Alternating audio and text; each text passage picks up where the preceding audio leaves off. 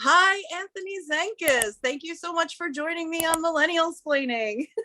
I am so happy to be here. It's good to see you, Bess. It's good to see you. It was so great to meet you at the Medicare for All March. You had an excellent speech, and I will never forgive myself for screwing up the live stream of that speech because it should have been on Twitter by now, but it isn't. Listen, there were all those mishaps, and your hat fell off. So the whole thing, Yeah. but it was a beautiful, beautiful day. People coming together to save their lives and the lives of other people is always nice. And remember what I said in my speech, and that is people who fight for Medicare for all are the most beautiful people in the world, and we're absolutely way more beautiful than the people who trashed and tried to derail those marches. Far better looking. I just think that's a truism that we all need to admit here. No, amen to We're just that. bigger people. Mm-hmm. For sure. For sure. So, speaking of being a beautiful human, you are, as I've heard, and you had acquired lefty fame, I suppose, not just because of your excellent career as a professor at both Adelphi and Columbia, but also because of your work with Tara Reade. Yeah. So, why don't you give us a little intro to yourself, and then maybe tell us how you sort of came across Tara's story, and yeah, let us know how you got involved in that. All right, a little intro about me. Like I'm a New Yorker, so I grew up here in beautiful New York, and I, you know, have been interested in social justice since I was a kid. It was just something that I remember always mattering to me. And I remember uh, being in Catholic school, and that's a whole other story. And the priest would come around to the classrooms when I was like in elementary school, So the priest would come, and it was always a special thing, like Father so and so is coming, and you could ask him any questions you want. And I remember raising my hand and saying, Father, why does the Pope ride around in a limousine?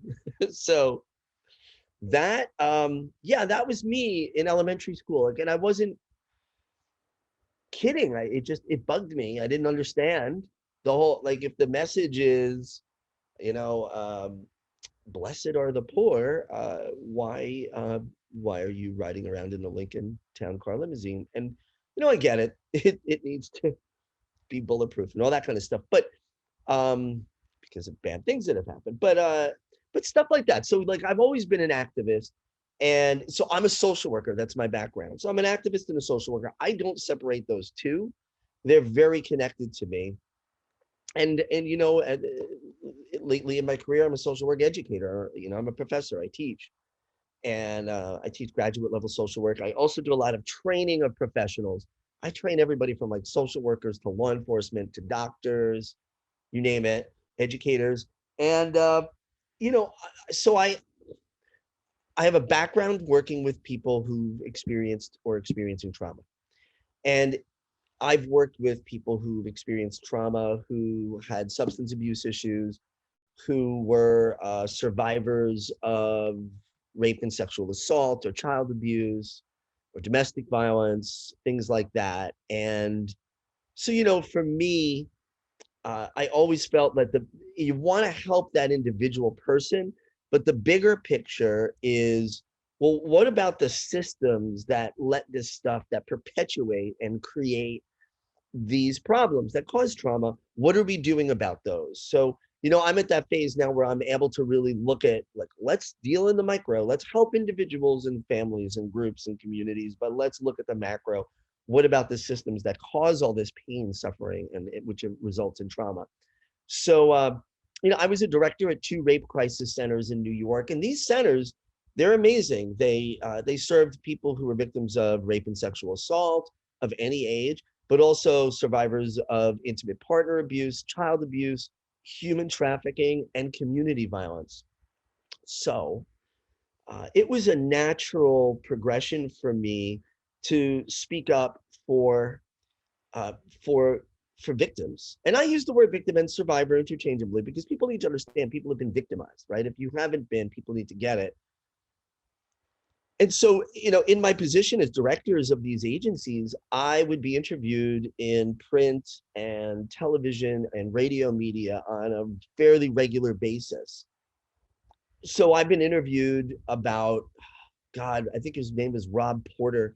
He was an assistant or an aide to Donald Trump, and it came out that he was like a vicious domestic abuser. And Trump defended him, because he liked him, right? So for Donald Trump, if he likes the guy, then, what's all this fuss?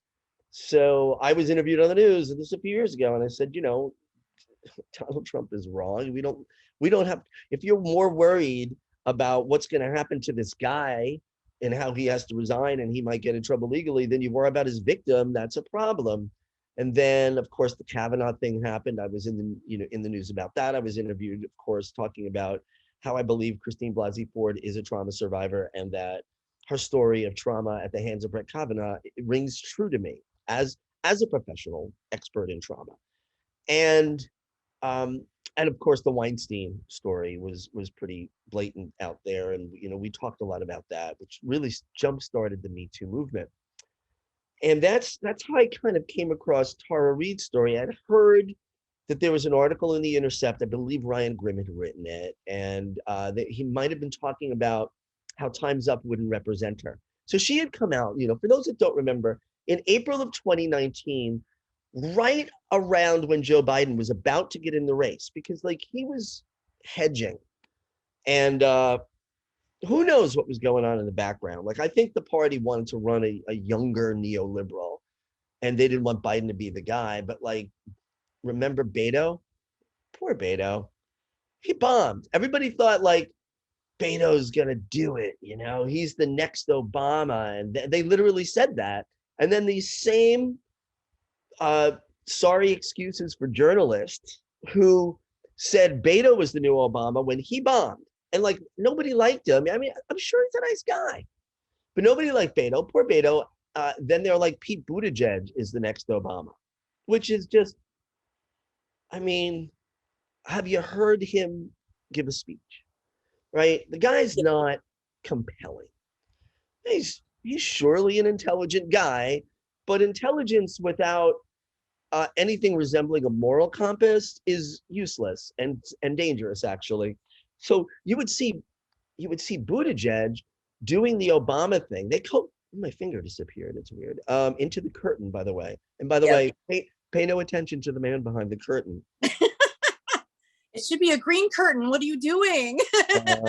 I can't do green because green screen. You could put anything on there, and you can make it look like God knows. I'm gonna early to me in my career, and now I'm gonna think about it. Yeah, and you can make it look like I'm in an opium den, and then my trolls would send letters to Columbia and Adelphi and be like, Professor Zenkus is in an opium den, and how do you employ him? Because that's a problem in the world. Me, I'm a big problem in the world. Like these people, who would, we'll talk more about my trolls later. But anyway, so, I heard about Tara Reade's story first in the article, and I believe, and I could be wrong, it might have been Crystal and Sagar when they were on Rising, talked about the Ryan Grimm article. Ryan Grimm was a regular guest on Rising at the time. Now I think he's hosting still, interim host, whatever. But I didn't know what to make of the story, right? I was like, okay, I want to hear more.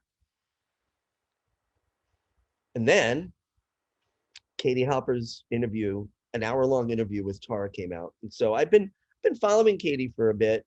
She's fairly fearless, and I really liked the variety of interesting and really important topics she covered and guests she covered. So I paid attention to Katie. And when I found out that Tara Reade was on, I said, I got to make some time to listen to this. And here's the deal. Here's what happened. Because I didn't know what to make of it. I'm in my apartment. I'm listening. And a few minutes in, it sounds like she's just telling a little bit of the story, how she worked for the Senate in 1993. And I was like, all right, what happened? And then Tara told her story of being sexually assaulted by Joe Biden.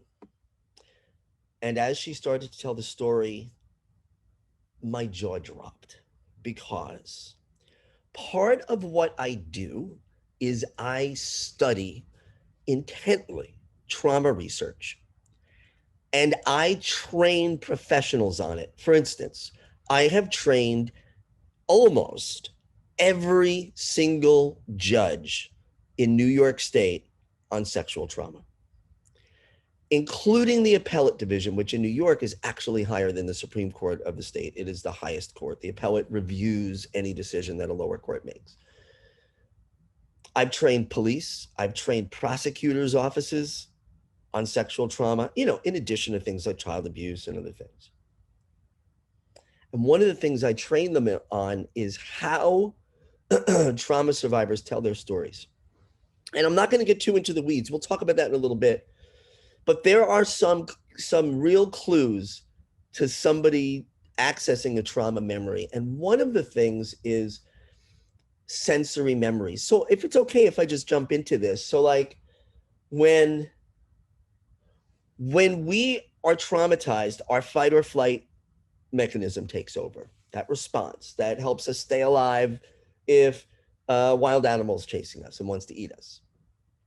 It's an ancient response. It is not a thought out response. It's instinct. You just run. Your body just, does what it does to get away, or fight if you have to, if you're cornered.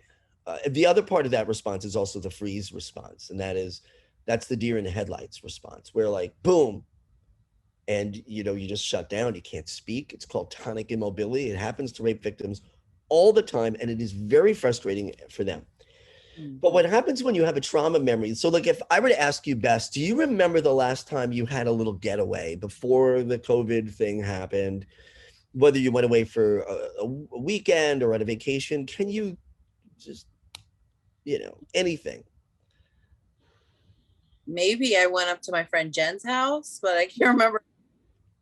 All right, so I'm now putting you on the spot. I know we've had this lost year, all of us. Like, I don't remember life before COVID. Did I go out and do things with Seriously? people?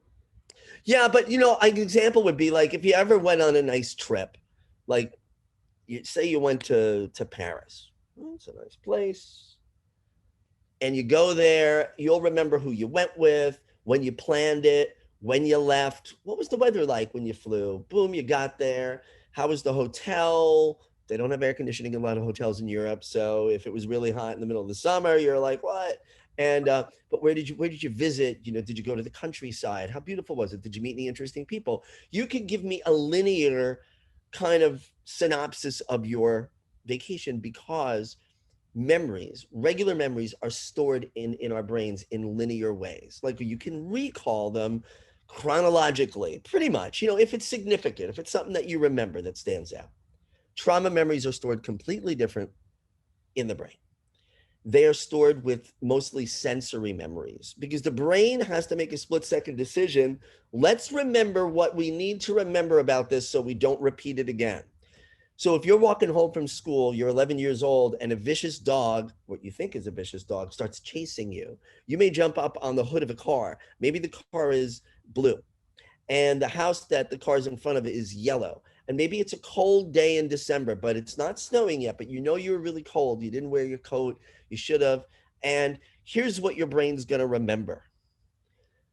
The blue from the car, the yellow from the house, the sound and the look of the dog growling at you. Maybe it took a little nip out of your ankle and you're really scared.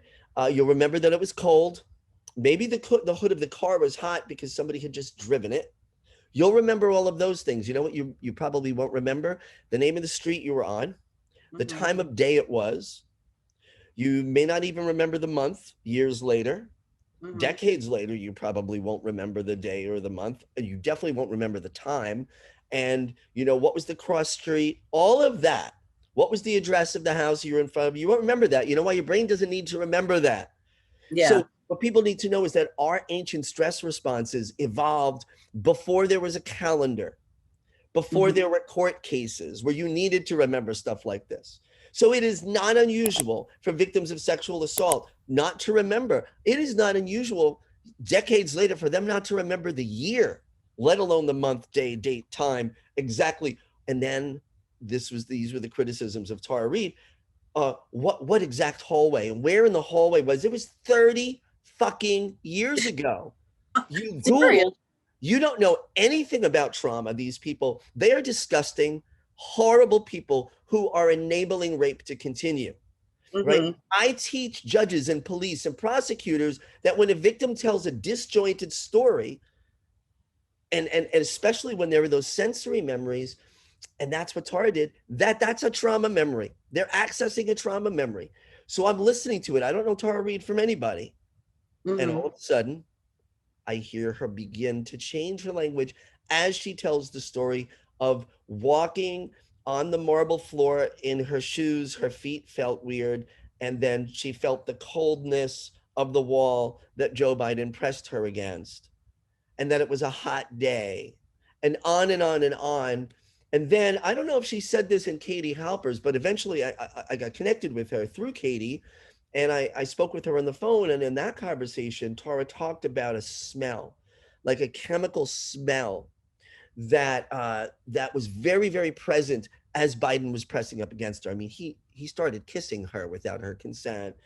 It was disgusting. And she said it smelled something like, I think she said something like dry cleaning. It was a very chemical smell. And she said, you know, when I got home and I showered, I remember putting the suds up my nose. I just wanted to get the smell out. Boom. So here I am, an expert on trauma. And you know what I know? That smell memories are extremely connected with trauma. I've worked with other victims of sexual assault and rape who said, I can't remember what he was wearing, but I can damn well tell you what cologne it was. And when I heard what she talked about in Katie Halper, and then on the phone with her, you know, not long after I had heard that, it was very clear to me. And so what I did was I tweeted it out. I said, I'm an expert in sexual trauma. This is what I do for a living. I thought it was fairly innocuous. Biden wasn't like the nominee at that point. He was just one of the 26 people running. And I said, you know, I believe Tara Reade. I listened to the podcast on Katie Halper. And I didn't think it was that. I mean, it's terrible that it happened, but I didn't think it was controversial for me to say that. And well, a year later, it's very clear to me that that did not sit well with the powers that be. But that's how I came to the story. And Katie, and I know this was a long kind of intro into it, but Katie connected us. And, you know, and then I spoke with Tara on the phone. And that's when we had a few conversations in the beginning where, you know, it was clear to me before that she was accessing a trauma memory and sounded like so many survivors that I had worked with in the past. So like, I had no question that she was telling the truth. But then when I heard the further details, when we spoke on the phone, I was like, oh my God, this is, you know, this is textbook. This is the kind of case I would use to teach judges and say this, or police especially, this is what you have to look for. And yeah, and so that's how I came to it all. Awesome. That was a really succinct summary, and I appreciate it. So that was great. But yeah, I definitely identify with a couple of things that you said just from my own past. I definitely, you know, like I mentioned to you earlier, I have PTSD over my family's illnesses. And there were certain points in my life where I was unhoused and I was food insecure. So actually when I was watching you, and we'll get back to Tara for sure. I didn't mean to jump into me for a second, but, you know,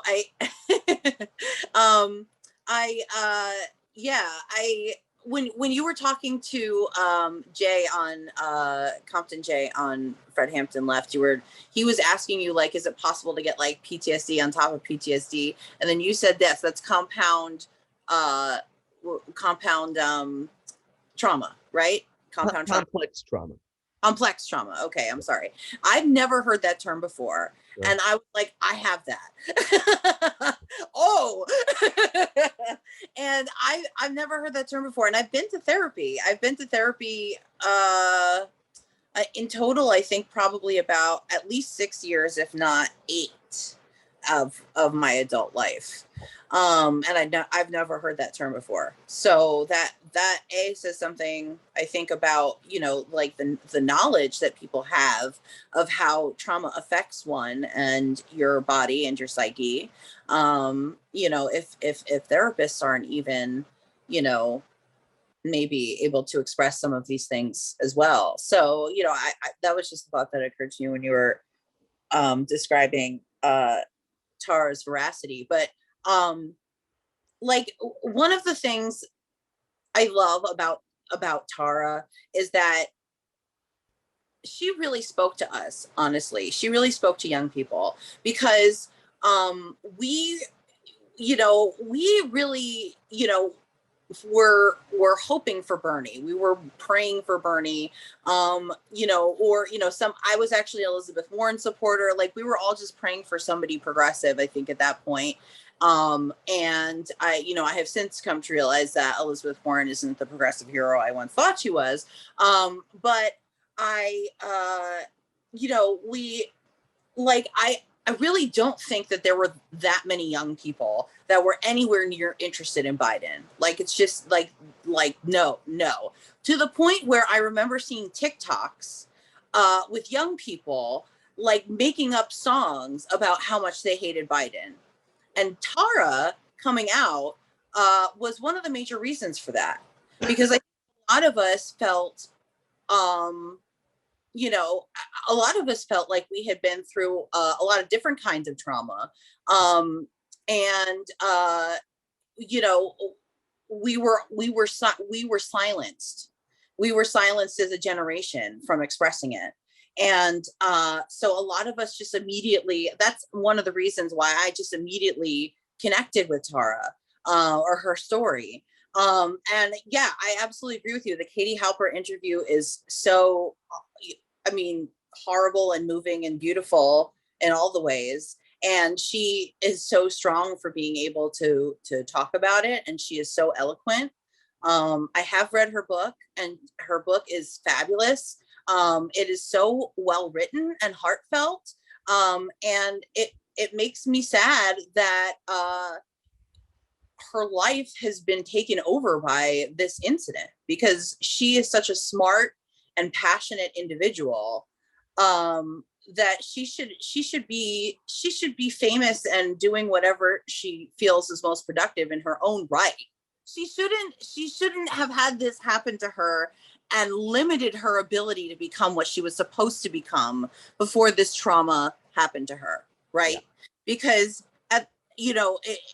eventually it was because she came out about it, and that limited her ability to even have housing at one point. But I think what we were going to talk about was how the trauma itself just really inhibits your ability to be your best self. Absolutely. It your ability to function, period. Yeah. So yeah, totally. So you talk about how trauma can cut a person's, I didn't know how trauma could, until I really started, doing the work, how much it can impact a person's life. And you think about this, and by the way, I am gonna promote Tara's book here too, because people really need the opportunity to read in her own words what happened. And it's not a play-by-play of what happened in 1993. That's in there, but it's a whole bunch more, as you know, because you read it. But one of the things is Tara Reade wanted to work in Washington. She believed in the Democratic Party. She worked for Leon Panetta, who she said she had great respect for, and he treated his staff professionally and like human beings. I'm paraphrasing. She also worked for Joe Biden. At the time, 1993, Joe Biden was one of the most prominent senators in the country, which means he's one of the most powerful men in the world. Getting the gig, working at Biden's office was a big deal to somebody who wanted a future in politics. And he snuffed it out. And that's the kind of thing that Tara's story is not unique. You know, but look what Weinstein did to his victims. This is a repeated story. Men with grotesque power using that power to belittle and demean women and to treat women in an objectified way, and then having the power to crush their dreams. Tara said, she rebuffed him.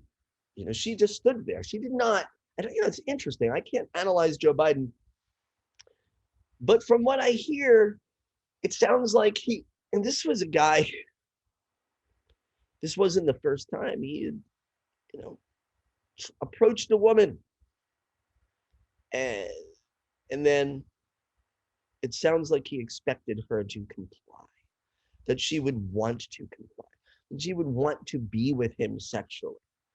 And when she did not, she thought, oh my God, my career is over. That men have the power, powerful men have the power to do that to a woman, to any gender, but it happens a lot to women, is disgusting. And that's why we need to destroy patriarchy. Hetero, patriarchal, racist capitalism, because it's just poison unless you're the one in power. But it does. It can, it really can do that. And it can really fuck with a person's ability to see themselves as worthy and valuable in the context of the world around them. Trauma can make us feel like we're insignificant. We're the object. It's interesting. There's a guy, Paulo Freire, a radical educator from Brazil. In the 60s, I believe it was the 60s, 1960s. So that's 60 years ago, 55 years ago. He wrote a book called Pedagogy of the Oppressed. Amazing, amazing book. Yeah. And in it, he talks about the struggle between being a subject and an object. And he says that subjects know and act upon the world. They have power. Objects are known and acted upon. Mm-hmm. Subjects define the limits of what an object can do and what they can be. That is sexism and patriarchy. Men have power. Men, especially in high positions of power, can define what somebody down here, a power least person, is and what they're allowed to be. Yeah. And that's what trauma does. Trauma makes us feel like we're insignificant. And how dare you dream big? You're worthless. Remember what happened to you. That happened to you for a reason. That's the shame, right? And the whole thing difference between guilt and shame. Guilt is I did something wrong. Shame is I am something wrong. And trauma, I'm a professor, so I'm gonna keep telling people to read books. There's a wonderful book called Trauma and Recovery by Judith Hermann. And she talks about that struggle. She names it the damaged self. And that's the real injury of trauma. Not just the event that happened, but the consequences of that event is that we see ourselves as less than, which is why it is not unusual for people who've been traumatized, especially in childhood, to be traumatized multiple times throughout their lives. And that is an example of complex trauma. No surprise that the psychiatric community, for the most part, doesn't really like to talk about it. And I hope your experience with your therapist or therapists were good, But the fact that they didn't know complex trauma, that's a big part of my work, is training these people to be like, listen, it's not one singular event. It could be. You could be in a car accident and something terrible can happen, and or you can lose a loved one suddenly. That can all be traumatic. But these interpersonal traumas where somebody inflicts harm on you, makes you feel like you're insignificant, that you don't care, that stuff starts to accumulate. And we see this a lot with rape, victims of rape and sexual assault. It is not unusual, not all of them, but it's not unusual for them to have experienced things like that throughout their lives. And I heard a woman who was sexually abused as a child, and she said, I was 2 years old when I was sexually abused. Oh my And I'm God. sorry, I should have done a trigger warning for people, but Well, this whole episode's going to have a trigger warning. It's okay. yeah, I mean, I always say this to my class. I'm like, every class that you come to it's a trigger warning, and I'm not, and I'm not dismissing it. I'm just saying, like, and I teach social workers. I'm like, we're going to talk about this stuff because your clients are going to talk about it. And Right. she said she had been abused since she was 2. And she said, how do you understand who is safe and who isn't safe when you've been abused since you were a toddler? Yeah. And that's complex trauma. And that's why it's toxic. Wow. Yeah. I think also,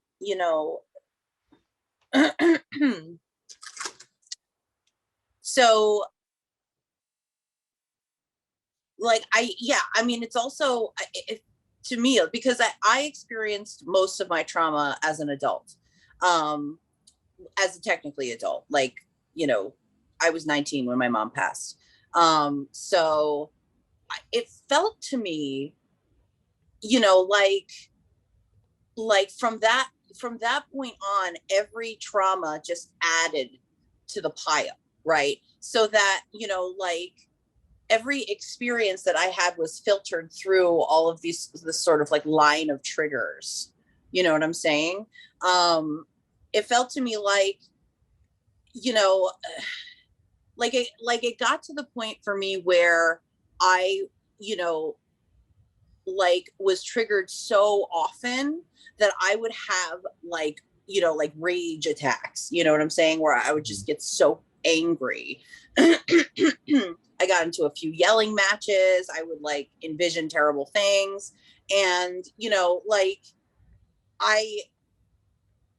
at some point, like, enough of that trauma just stacks on and stacks and stacks. And you just don't, there's no safe point. There's no relaxation. There's no relief.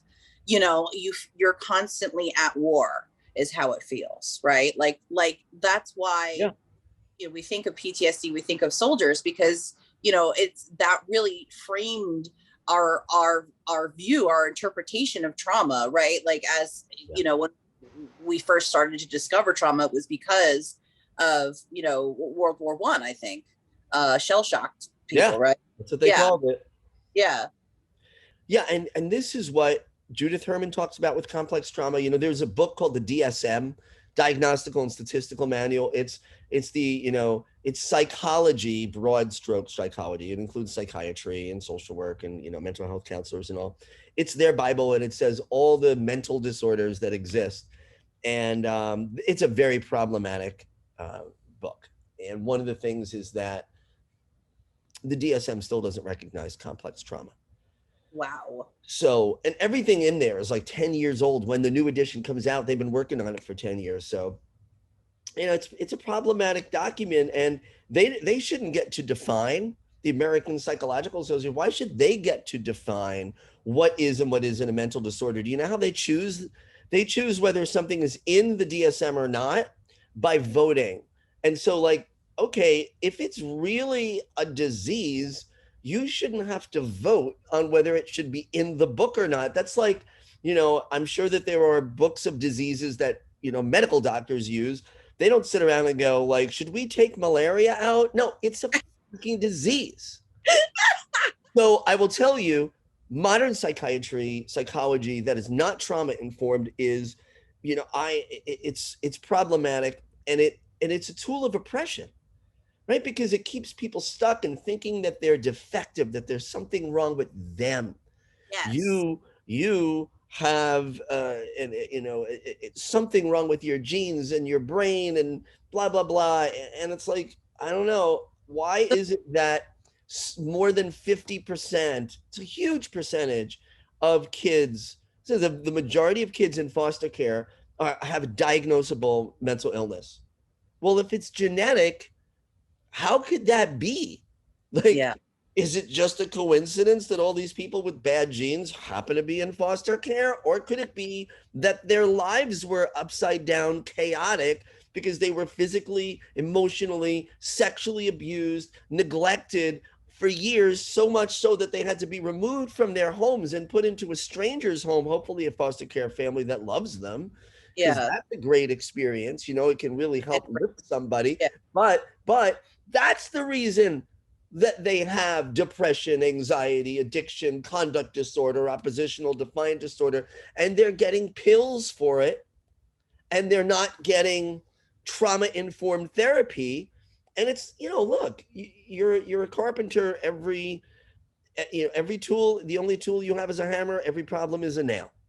And that's the problem. Even things like ADHD have a strong connection with trauma and Yeah. PTSD. So, you Yeah. know, people have to push these definitions and widen the definition, go beyond that medical model. And this is what I teach. And it's, it's funny. You see, I'll work with people who've been practicing for 20, 30 years. And then you see the light bulbs go off and they're like, oh my God, you're describing the client I saw last week. I didn't know, because nobody told them. But I will tell you, schools are talking about trauma. So, like, I taught a trauma class at Columbia last year. I teach them every year there in their graduate social work school. We had a waiting list of 50 students to get into that class. Wow. And I had a conversation with my supervisor there, and they were saying, this is becoming more and more popular. Students want this and need it, and the school is committed to it. So we are, going full in. I also teach at Adelphi, and Adelphi has a whole trauma track as well. So there are some schools, for I know at least social work, that are getting it and trying, but you just have all these people in the field who don't get it, then go out of social work and psychology, and you start talking to like cops and prosecutors and judges. No one's ever taught them about trauma. Mm-hmm. They don't know how to interview a rape victim. Some do if they've been trained. I trained police, and one of the things we talked about was how to have a conversation with somebody who's survived trauma. And the press isn't trauma informed. No. In Tara's book, and I actually am going to do a little plug for it. This is, I don't know if it's, I'll see, it's going to disappear with the screen. Oh, there it is. There it is. Good angle. Left Out When the Truth Doesn't Fit In by Tara Reade. First of all, it's really well written, and it's a beautiful testament to her life and her strength and resilience. But it's not an easy read either. But that whole idea of, like, Tara describes one of her first conversations, not the very first, but one of the conversations she had with a reporter from the Washington Post. I forget her name. And she said, the woman started berating her and said to her something like, don't you know that this could sink Joe Biden's candidacy? Tara was like, what? This is the press. Not only are there, and that, I don't know if it was that reporter or another reporter. I think it was that reporter started saying, like, where did he put his fingers? Did he do this? Did he do that? You don't say that to a trauma victim. I see this happen on the press all the time. There's a building that explodes or there's a mass shooting, and they just find somebody. It doesn't matter, like, if the person is walking around in a daze from being traumatized by witnessing the event. They're like, tell us what happened. It's like, no. This person needs to be centered, to be safe. Don't ask them to recount that and those kinds of gory details for your weird voyeurism, and that's what the press does. And not everybody does. There is some really good trauma-informed reporting out there. and of course podcasts like yours and others, I think are making a difference. But we need to, we need to talk about it. But yeah, for those that haven't followed Tara's story, can I just say one thing? It's never been investigated.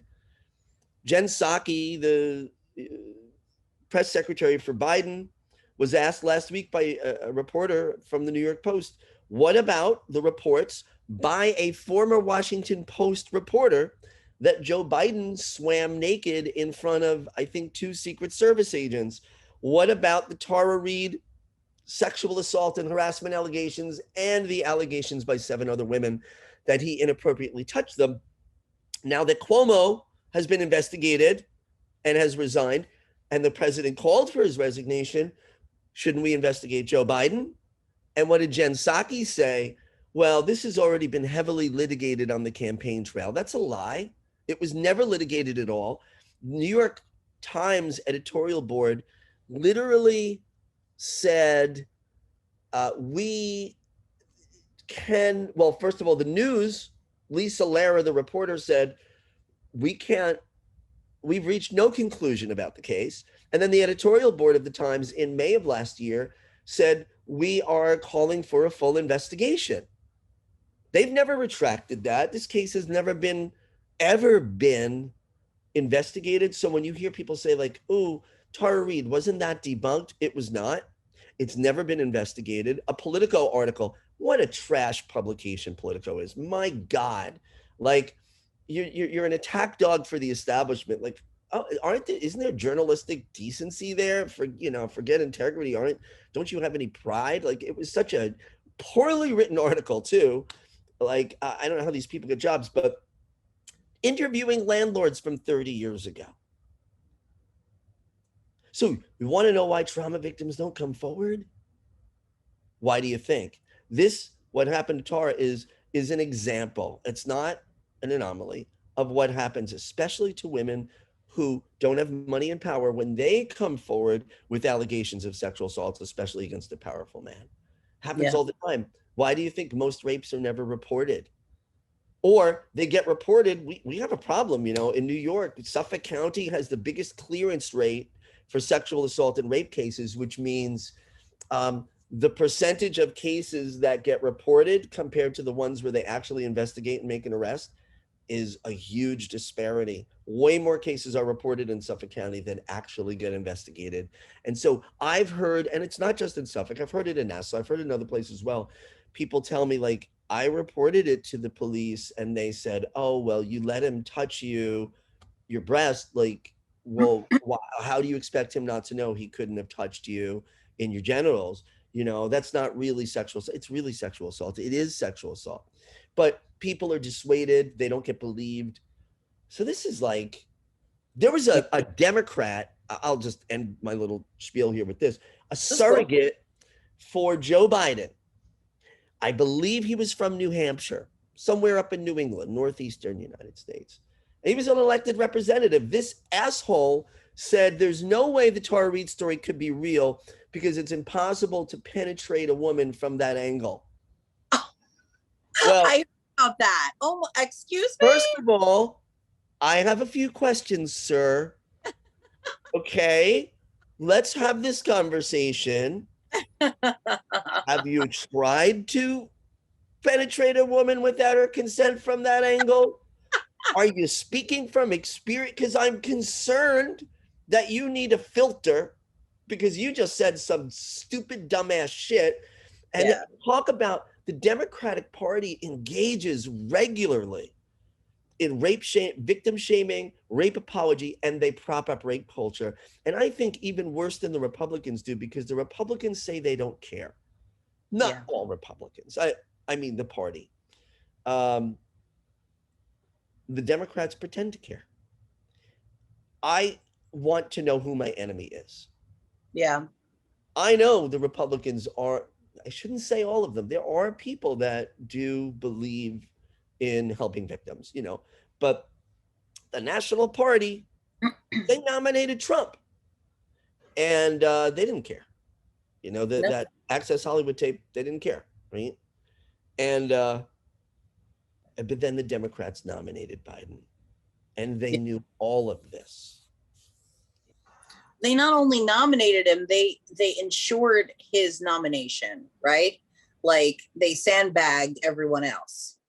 Like I think rape culture is a very difficult phrase. And I think that people don't really understand what exactly what exactly is meant by rape culture. Because we don't often talk about how recent the history of female ownership, of male ownership of the female, legally. There is no federal law that enables women to own property. That was a state by state decision over the course of the 1800s, mostly in the mid 1860s. So that says a lot about where our understanding of how relationships are supposed to work, about how like boss and underling, I guess, are supposed to work, those kinds of relationships. It's very, within the span of human history, right? Like the idea of a woman in in essentially a traditionally male role outside of the home is a newer experience. When we talk about rape culture, like there's a lot of things that women also excuse and women also gaslight each other about, because when it comes to little touches here and there, like oops, he scraped my boob, or oops, he patted my ass when he walked by, or something like that, pretty much every time that would happen, like even today, people would just say, oh, well, he's a dirty old man, he's harmless though, whatever. And then if something worse were to happen, that person would often be gaslit, right, by their coworkers, because they know him, because they can't imagine that he would take it that far, right? Because the contract between men and women is that men are supposed to take care of the women in their lives, right? Like that's the ancient contract. If you own a woman, you're supposed to take care of it. If you own a pet, you're supposed to take care of it. If you own a slave, you're supposed to take care of them. You're supposed to feed them. Not a lot of slave owners did take care of them well, but they had to make sure that they were functional, right? My point is that, like, it's a different perspective, and I feel like women, at least in the circles that I've been in, and specifically white women, I feel like are very comfortable with the idea that men own us, and that it's, yeah. And I think what you're talking about right on target there is the whole idea that master and slave relationship defined workers for a long time, and so and it still does. So that master slave relationship, think about, and still in some cultures this still goes on, the idea of a dowry, that you have to pay for a bride, and that the bride doesn't have a choice in who marries them. Mm-hmm. And the person who wants to purchase the bride, i.e. the property, mm-hmm. Has to pay the owner of the bride. The bride's usually the bride's father or eldest sibling, if the father's not around, money or some sort of exchange of goods, valuables, and then that bride becomes the property of this other person. Well, it could be livestock, could be whatever's used as currency in your, in where you're from. That, it still exists in the world today. That is that master and slave relationship. And if the workplace, the modern workplace, is still that. And if you look at, both of us at the Medicare for All rally got to meet Christian Smalls, who is, I don't have a lot of heroes. He's one of them, a living hero. And I'll say this, like, this man has done more good for the United States and for workers beyond even America than any elected Democrat has. You know, Christian Smalls stood up against Jeff Bezos and Amazon.com and he got fired. So where was Elizabeth Warren and Joe Biden, and where were they not marching and demanding that this man get his job back? Because listen, Jeff Bezos can basically say either you take this job or you don't, and if you do, you have to pee in a bottle because the bathroom's all the way over there and we time you, and if you walk and then you're going to lose money, and like that's a slave relationship. David Graeber, another one I would say living hero, but sadly he passed within the past year. Graeber. He's got a book that I've read reviews of and heard him speak about, but haven't bought yet. But it seems amazing. It's called Bullshit Jobs. But he talks about that master and slave relationship. We think that if something is the way it is, then it's the way it's always been, and it's just got to be the way it's always going to be. We don't allow that there's another way of living, that there's another way of relating to each other, that labor has to be purchased, for dollars per hour, like the way it is now. And that's just one way. I mean, people organized work in many different ways throughout the centuries. Humans have been humans for about 200,000 years. How did we organize work for most of it? Everybody cooperated together. That's how it went. Yeah. Right? Now it's exploit the labor to increase the value of something that would have zero value if it wasn't for the labor. And I own you, therefore I get all the profit. Here's your $7.25 an hour. And listen, let's go back to the Democratic Party, which I think is the Before biggest. we do, can we just pause on what you're talking about for a second? Yeah. And then we'll go back to rape culture because I want to get to that, and I'm sorry I didn't jump on. Yeah, no, totally. I mean, whatever, we'll circle around. But I think it's important to note, like, because I had a very strange experience. My mother was a private school teacher, so I went to private school from 5th grade to college, and I got a taste of what it's like to be like a future lawyer, a future CEO, or a future doctor. You know what I'm saying? You, like, the way that you're treated and the way that your opinion is valued and encouraged is a whole, I mean, it not only, it boosts your confidence and emotionally speaking, improves you in every way, but it also shapes your thinking so that on some level, you believe that you have, this critical thinking capacity, right? Like you're trained to be like this critical thinker, right? And when I got into the real world, after I graduated college, the only jobs I could get were retail. I graduated in 2007. So I graduated right into the fucking recession. And, my dad died right after I graduated college. So all the things were just happening to me at the same time, and I couldn't do anything but retail. So, at that point, it became very clear to me that everything I had learned up to that point was completely useless in those jobs.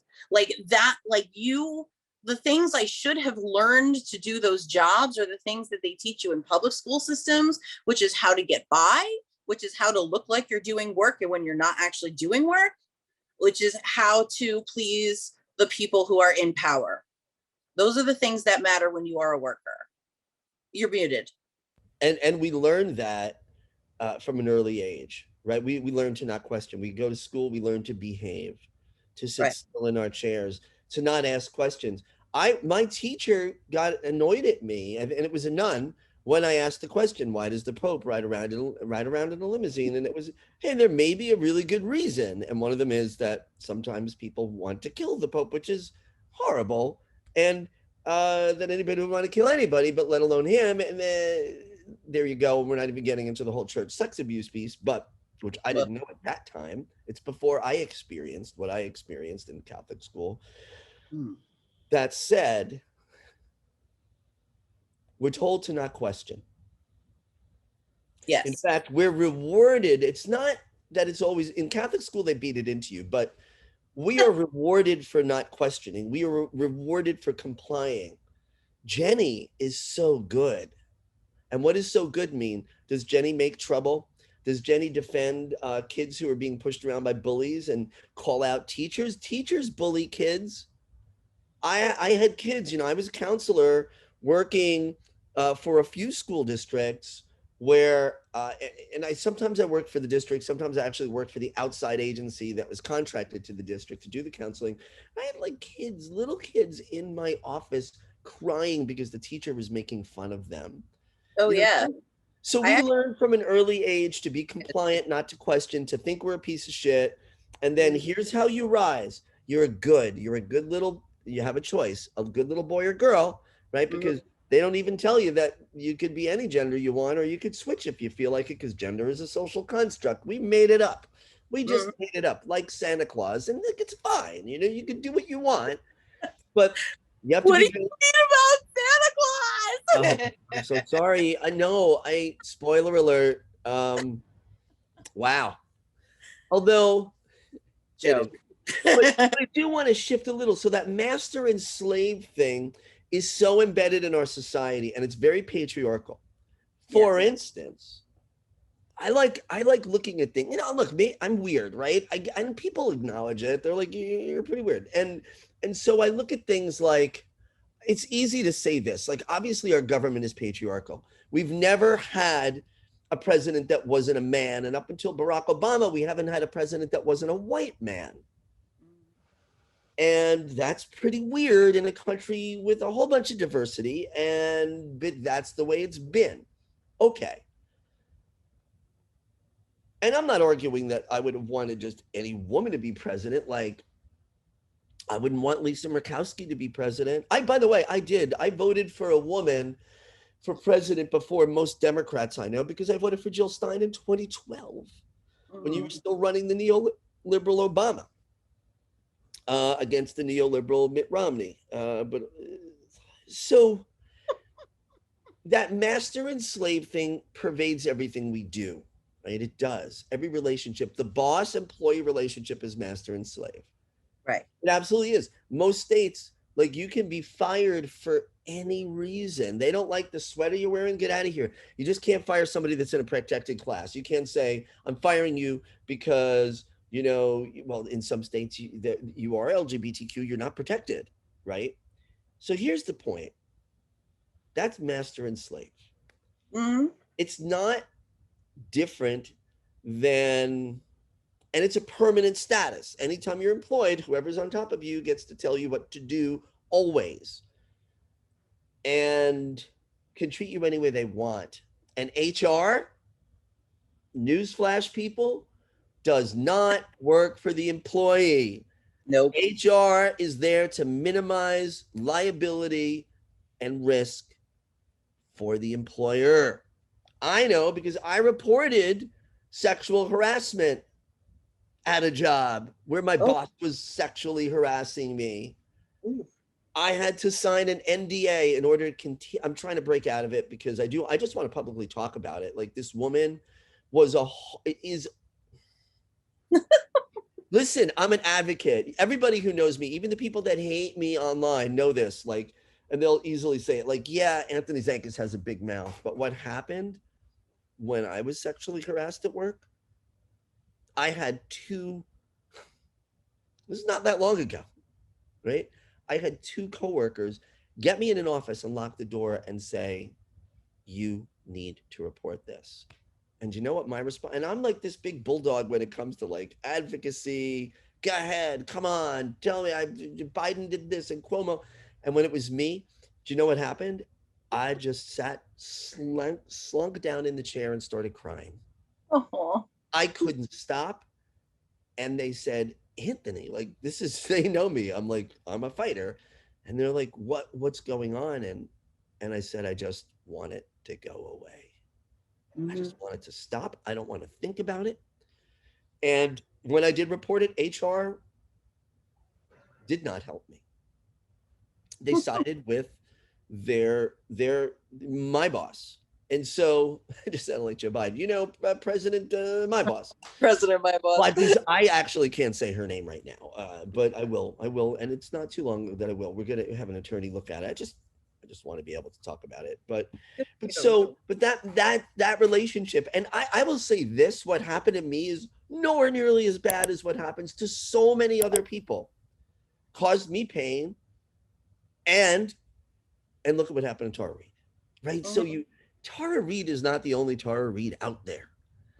Tara Reade is surely not the only woman who has been sexually harassed or sexually assaulted, and she was both, by a senator or a Congress member. We saw what happened with Cuomo. Do you think he's the only one? I mean, this is not right, and it happens all over. Rape culture is really master-slave culture. Right? It's that embodiment of some people get the privilege and they get to do whatever they want, the subjects to the objects, and the object doesn't matter. And rape culture perpetuates the understanding that men can do whatever they want to women. Now, I do not want to minimize sexual violence against other gender expressions, especially our trans family, because trans folk are so vulnerable. I have friends that, that the lives they live, it's not easy. Yeah. And, but especially, but we look at women and how they've been treated and other genders is that. Well, I think, real briefly, just to interject, I think that, people who identify as non-binary, whatever you identify as, even if they are put into that kind of a relationship, that that invokes gender roles that are traditional, right? The male and female. I like to think about it as like a male culture and a female culture, because I really believe that, we have cultures growing up around the two genders, they are constructed, but so is culture, right? So I believe that, in a situation where, like, even if, say, like, what was his name? Kevin, was it Kevin Spacey? It was Kevin Spacey, right? Yeah. So he would sexually assault young gay men.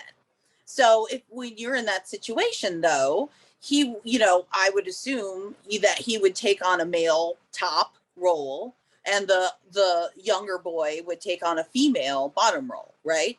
I mean, that's the assumption in those situations, and I'm sure that there every possibility exists under the sun, but because we are as a society trained to see power in that capacity, to identify femaleness with weakness, that I feel like that is just one of the most primal things that we do in our mind, is to genderize something, right?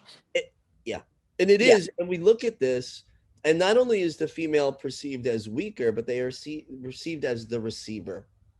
Yes. And the male is the one, it's this, I'm trying to look at the word, like the male is allowed to inject themselves any way they want, whether it's grabbing a woman's breast at work or ass, or forcibly kissing someone and pushing their tongue down their throat. And I heard a man talk about how he was sexually abused by his parish priest. And he said, I was 13. This guy pushed his tongue into my mouth. It's this like interjecting. And, again, it's this horrible, horrible stuff. And then you think about what happened to Tara. Like, so we don't have to be descriptive about it. People can read and listen to her podcast, but her interviews. But the bottom line is, it is that belief that somebody in this position of power, usually a man, often a white man, but not only, and in my situation, it was a woman, white woman, but a man is allowed, or somebody in that position of master is allowed to inflict this. And what rape culture says is the understanding of these relationships will always be preserved. every now and then. So like, who is more likely to go to jail for rape? And listen, anybody who commits a rape should be held accountable, but who's more likely to be held accountable? Right. Poor people, people of color. Do people from all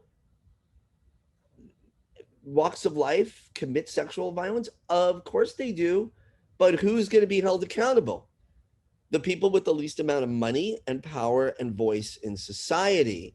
And the problem is people like Andrew Cuomo get away with it. So the Democrats in New York are now deciding whether they should continue to impeach him or not, because he said he'd resign in 2 weeks. First of all, fuck Andrew Cuomo. Yeah. How dare you say you're leaving in 2 weeks? Let me tell you something. What if he's a piece of shit? Can we evict him, please? Let me tell you something. What other job do you have where you are found? And by the way, there was an investigation. The attorney general, what are they going to do? Here are the Democrats shitting on a black woman, Tish James, who came out with this report, painstaking report. This was not easy. And I'm sure it wasn't fun for her to do this. This is horrible work to hear these stories. That good kudos to Tish James for sticking with this investigation and doing the right thing. But there is an investigation. What other job can you have where you are found to have sexually violated in some way or another 11 women while on the job, and you can tell your boss, I'm Andrew Cuomo's boss, and well, you're not because you're in New Jersey, but so are, tens of millions of other New Yorkers. Tell your boss, I'm going to be here 2 more weeks. Who gets to you? Where do you get to do that? Yeah. No. How is that possible? Yeah. Do you see what keeps me up at night? Yes. Yes. Why? And so the Democrats are actually considering dropping the impeachment. Why? Because that would be hard. Let me tell you, I have such little respect for people in elected office. They are the laziest people. Yes. It's hard. You know what's hard? Being a home health aide. Wiping your grandmother's butt, which is, listen, it's important work, but like doing that is hard. Being a nurse is hard. Holding someone's hand who's dying of COVID is hard. Your shitty job in state assembly or state senate is not hard. No. But here's the deal, and I'll throw this out. Why I'm so angry? Because if they don't impeach the bastard, he can run again. Oh, no. And he will. No, he will. And here's what he'll do. He'll get a PR firm because he's got $5 million he shouldn't have for writing a book that nobody I fucking know would ever read. And he won an Emmy Television Academy. Take the Emmy back. You are a joke for giving an Emmy to this piece of garbage bully. Everybody in New York that I know, I work closely with state senators and assembly members. Let me tell you, everybody from both parties was like, yeah, Cuomo's a bully. Of course he's a bully. And of course he's a sexual predator. But he gets to keep his job for 2 weeks. You get to say, I'm going to resign in 2 weeks. Kathy Hochul should stand up and say, no, Governor, go now. Go now. And look, I don't love Hochul's politics. She's a centrist, but she's not, she doesn't seem to be a toxic person. And I'm hopeful that she's not a sex offender, and I don't think she is. So, like, I'll feel much better with her as my governor. Yeah. Especially after this creep. But the Democrats are allowing it to happen. That's rape culture. Yes. When you can commit sexual assault and tell the people who employ you, the people of the state, I'm going to work here 2 more weeks. And the Democratic Assembly goes, okay, and we're not going to impeach you. No, they could actually vote on articles of impeachment tomorrow, and then he'd be removed from office. He couldn't do anything. He wouldn't be completely removed from office. He would be unable to perform the duties of a governor, and then he's resigning in 2 weeks. So fine, they could do that tomorrow. They won't do it because they're cowards, and that's rape culture. Yes, absolutely. Absolutely. And you want an everyday example of rape culture? At my old job, I used to work for a very small lab in the pharma industry. And I had a coworker that was caught by his boss looking at porn on his computer. He he was sternly talked to, but not punished in any way. He was not fired. He was moved. He was moved to a desk where his computer could be seen from people who were walking by, which unfortunately meant closer to my cubicle. So that everybody else could see the porn too. Right. Why? And by the way, can I just throw this out? Isn't there enough time to watch porn on your own if you want to do that? He went to the bathroom and looked at it on his phone because he used to take 20-minute bathroom breaks, like fucking. This is why I hate using the bathroom at work. I don't trust my coworkers because this is just a nightmare. No, that guy was. I go in, I do what I got to do, and I get out. I don't want to linger. I use my elbows. This is pre-COVID. I use my elbows to turn the, because I don't know what's on their hands. No, seriously. Some of these people I was ready for this pandemic. Let me tell you, I'm like, I've gone 10 years without touching anything in a public restroom. So,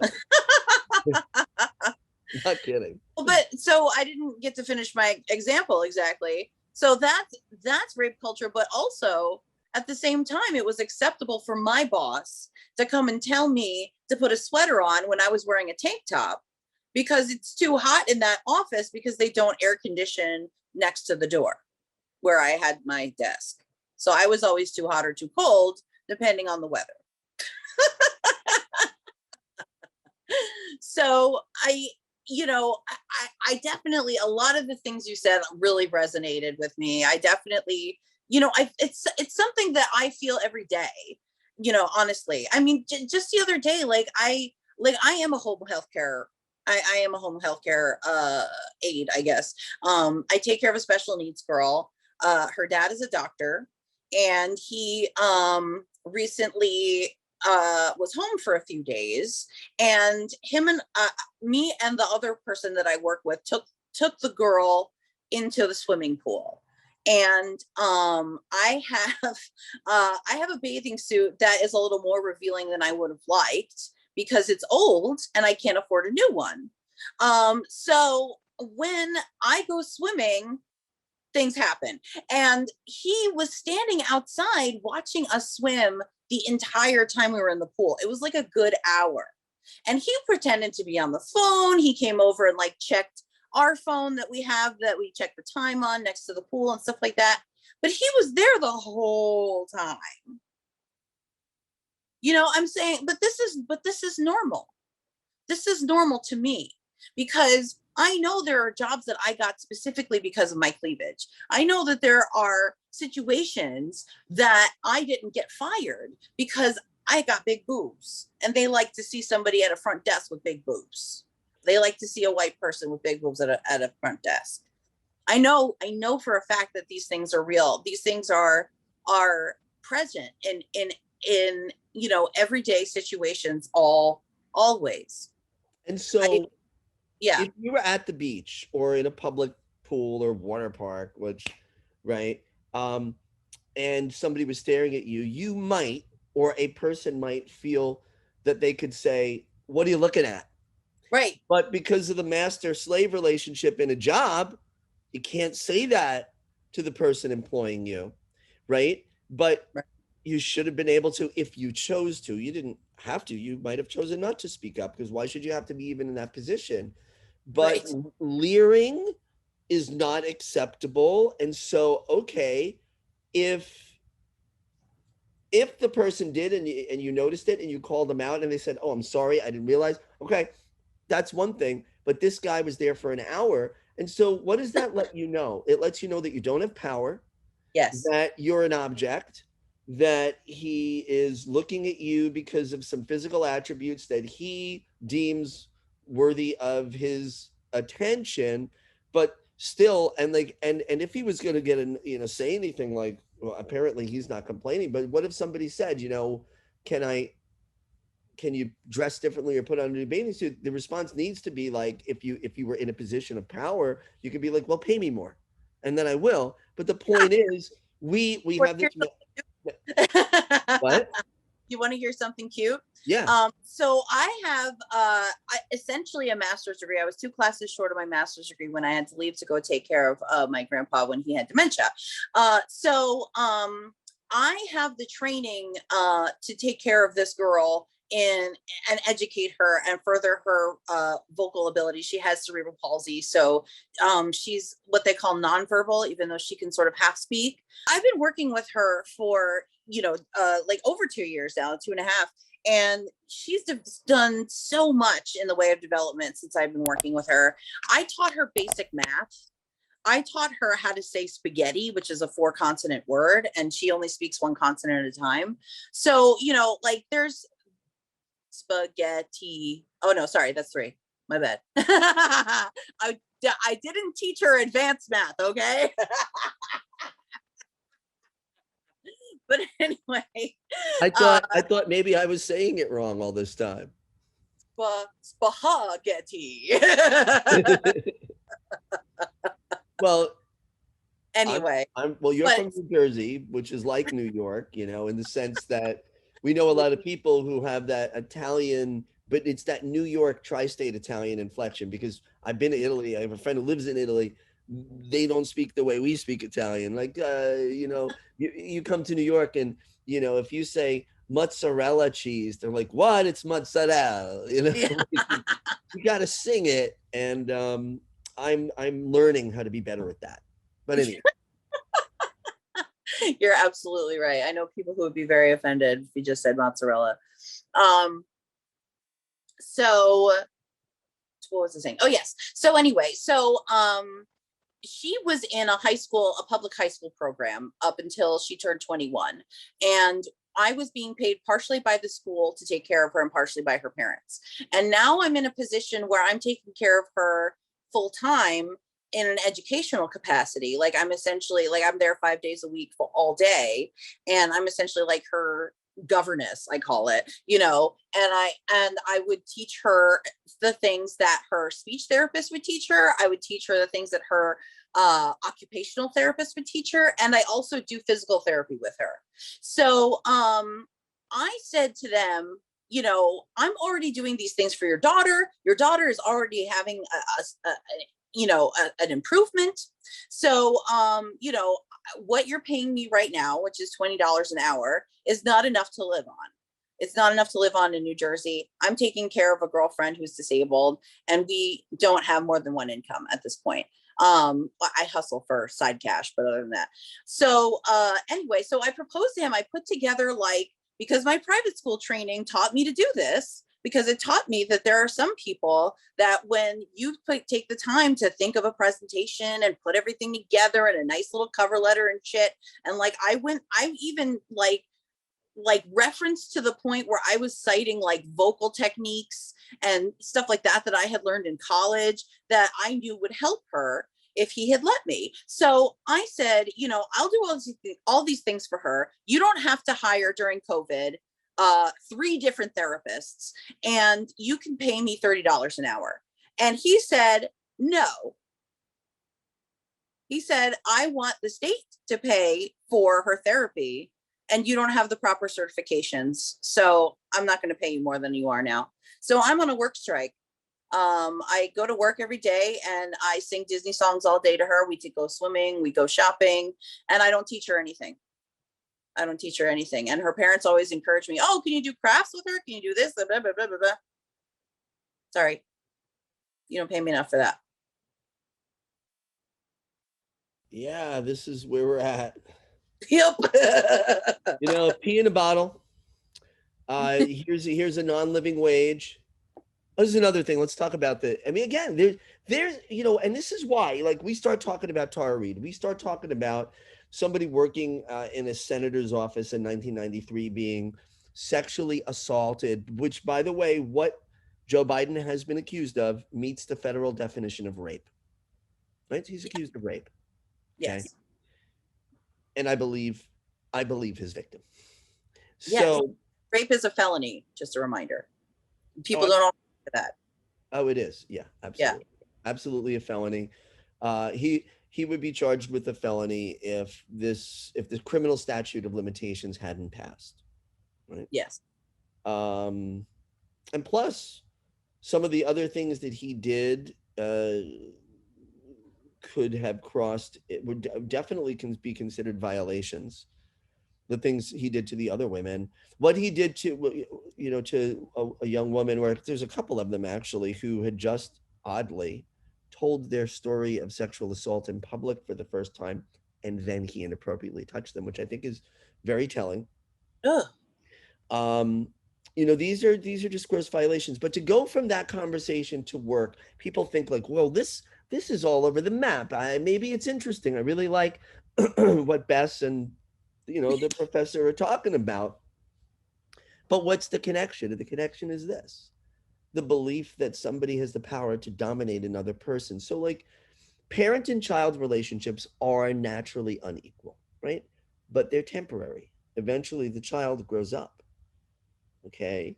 Teacher student is only a temporary relationship. My students that I'm teaching now in 1 or 2 years are going to be my colleagues in the field.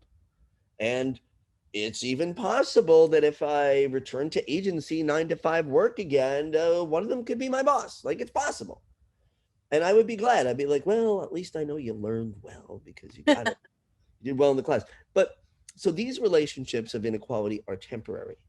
The permanent inequality that exists between men and women, between what's considered straight, and I hate that term. It's as if straight is normal and okay and everything else isn't, but between considered heterosexual and LGBTQ plus. I know it's not just about sexual preference, it's about gender identity and all those other things, but that is a permanent inequality. The fact that up until the Supreme Court made the decision, you couldn't get married if you identified as LGBTQ. You could, if you were in a same-sex relationship, although technically sex, I don't also believe exists. Scientific definition of sex is all over the map too. Like, let's even have that conversation. What defines a man or a woman? Is it the presence of an XX or an X? Because I can tell you that there are examples of people that have different expressions of XX and XY, and it's not one or the other all the time. Is it the level of testosterone or estrogen? Well, I can tell you that there are people who present as men who have lower testosterone levels than some women. So, like, is there really a sex? Is there really a gender? Be anything you want. But between men and women, there is that permanent inequality. Now, I don't mean permanent like it's never going to change. I mean, like, you don't just grow out of it. Between police, who are supposedly, ostensibly, our public servants, and us as citizens, and I use the term to represent anybody living in a certain place is a citizen of the place. You don't have to have documented papers. That's bullshit. You're a citizen. You live there. Police have that permanent power over us, which is just dumb and very toxic. And you could go on and on and on. The boss, the politician. We talk about these people who are our elected officials as our leaders. We pay their salaries. They serve at our pleasure. They are not our leaders. We are their leaders. So what does it, what's the big connect here? And I think it's this: a government that chooses, by the way, the minimum wage is still $7.25 an hour. Let's talk about that. Let's not just talk about we demand 15, although it should be twice that. Let's say we have a minimum wage of $7.25 an hour. The people in power in both parties have allowed that to happen. Is it a stretch to think that they also rape people? Exploitation comes in many forms. Joe Biden sexually assaulted Tara Reade. Yes. Inappropriately harmed at least 7 other women who came forward with his touch. Lucy Flores said she was harmed by him. Caitlyn Caruso said she was harmed by him. She was 19 years old and just told her story of sexual assault in public for the first time at a college event. Sat next to Joe Biden, who rested his hand on her thigh. She just talked about being sexually assaulted. And she, in the New York Times, said, he harmed me. You don't think that a person of his stature would harm someone like that? She said he harmed him. And yet the New York Times, to this day, there was a stupid article by some very for a second, I don't want to breeze past that, because I think that is exactly the crux of rape culture, right? I mean, Right. the fact that this woman just got up on stage and admitted that she had a sexual assault experience, and then he still felt the ownership over her to be able to touch her in that way. Yes. That is exactly what we're talking about. And you are 300% right that it is about power. It is not necessarily about sexual stimulation all the time. It is about a power relationship and an owner and a slave. Absolutely. So please continue. Yeah, I'm actually I have a screenshot. I'm gonna put up in a second. I'm gonna send it from my phone to my laptop. Okay. So so if I'm looking down while I do this, I apologies to the audience and to you. I don't want to be disrespectful, but I'm just putting this up in my cloud. Am I able to do that? Technology, don't fail me now. As an image, I'm sharing it to my Google Drive. Okay, save it and save this one. And this is one that gets the trolls really upset. It's so odd to watch it. Like they literally become apoplectic. Although I'm a professor, they figuratively become apoplectic. They're not literally having a cardiac event. Hopefully, I don't like them, but I don't want them to suffer. Yeah, and I definitely want to know, like, beginning to end, your story about the trolls online and the K Hive. Oh yeah, the K Hive. Dish. We love the K Hive. They are, and I have a message for them. I want to join forces with them. I'm not kidding. I am not kidding. The K Hive. But we can work together. You like Kamala so much, maybe think this through a little bit. Kamala's boss is a sexual predator. If he gets investigated and it proves to be, like with Cuomo, that he committed these acts, he would go and Kamala would become president, and you love her. Yeah. So why doesn't the K Hive ever think about this? She would be perfectly poised to take over. Listen, and I got problems with her. Sure. They're political problems. Mm-hmm. Like, I disagree with her on policy. I don't like how she hedged on Medicare for all. I don't like how she treated sexual assault victims in California. I don't like how I think her DA as DA and then Attorney General, I think she had racist policies and all of that. But I don't mind having that debate with somebody. But why would the K Hive not see this opportunity to say, okay, here you have the first woman vice president. Oh, yeah. Not the first one who ran, but the first one who won. And a woman of color. And listen, again, Kamala Harris, I will fight her on her policies. I think she was horrendous as DA and as AG in California. And a lot of her work in the Senate, I don't respect. I do like the way she grilled Kavanaugh. I have to say, I can parse things. Like, I don't like her. She's a neoliberal, and she was a bulldog against Kavanaugh. And I have to say, she was excellent in those hearings. And if I ever met her, I would say that. I would be like, I hate that you flip-flopped on Medicare for all. I think it's horrible. And I hate that you endorsed and ran with a sexual predator. But I really like what you did against Kavanaugh, because Kavanaugh has a sleazeball and you had the guts to stand up against him. So, like, and this is the thing, like, everyone's so tribal and they're like, we stand. I can't get the word. Poor Stan. I don't know. Listen, I'm 35, okay? I'm a millennial, but I'm 35. I don't know where or why Stan happened. Sorry. I will tell you this. Read the history online. It's pretty interesting. I'm not even going to go into the story, but it is actually associated with a guy named Stan. That's all I'm going to say. Because I had all these ideas. Where did it come from? And then I was like, oh, let me look it up. And I verified it because there was a few versions of the same story. So it was interesting. And now you're talking about it too much. So, you know, we just, like, we have to love somebody all the way. The same thing with Bernie. Like, why did I support Bernie Sanders in 2016? I volunteered for his campaign and I worked for them again in 2020. But why did I do that?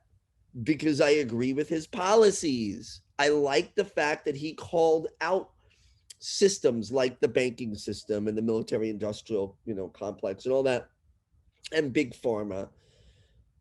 But does that mean I think Bernie is a perfect human being? No. And I will tell you this, if Bernie was accused of these things, without a doubt, I'd be saying the same things. It would have broken my heart because I believed in his candidacy, but I absolutely would be a big mouth about Bernie being needed to be removed from the Senate if Bernie was accused of all these things that Joe Biden was accused of. And by the way, if Bernie was accused of these things, they would have driven him out. They would not let him caucus with the Democrats. Forget about it. But it was Joe Biden, right? So where are we? For a second, let's full circle this, because like, a lot of people like to think, well, I like him for others. I like Biden for other stuff. Yeah, he's a predator, but different age and different times and whatever, man. Like, no, like it says something about you as a person that you do this to other people, right? It says something about how you use and abuse the power that you have. That means that you have dictatorial tendencies. Okay? That's what we were saying about Trump. That's what we were saying about Trump when he said grab you by the pussy, right? I mean, this is the same case with Biden, and I think we need to keep saying that loud and proud, because it says a lot about how you treat other people. It says a lot about your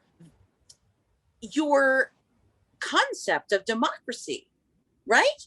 I mean, if you have an employee like Tara that was excellent at her job, that was personable, and that everyone loved, you decide to put her in a position where she either has to comply or leave. That doesn't make sense. That doesn't make sense even to a capitalist, right? That doesn't help a company, right? We were talking about Christian Smalls, who I had on my show, and he's awesome, and I love him so much. And he has a similar story in a way, because he was an excellent organizer within Amazon. Like, he was a supervisor within Amazon. And it was specifically because of that he started to realize that Amazon's policy towards COVID was killing people.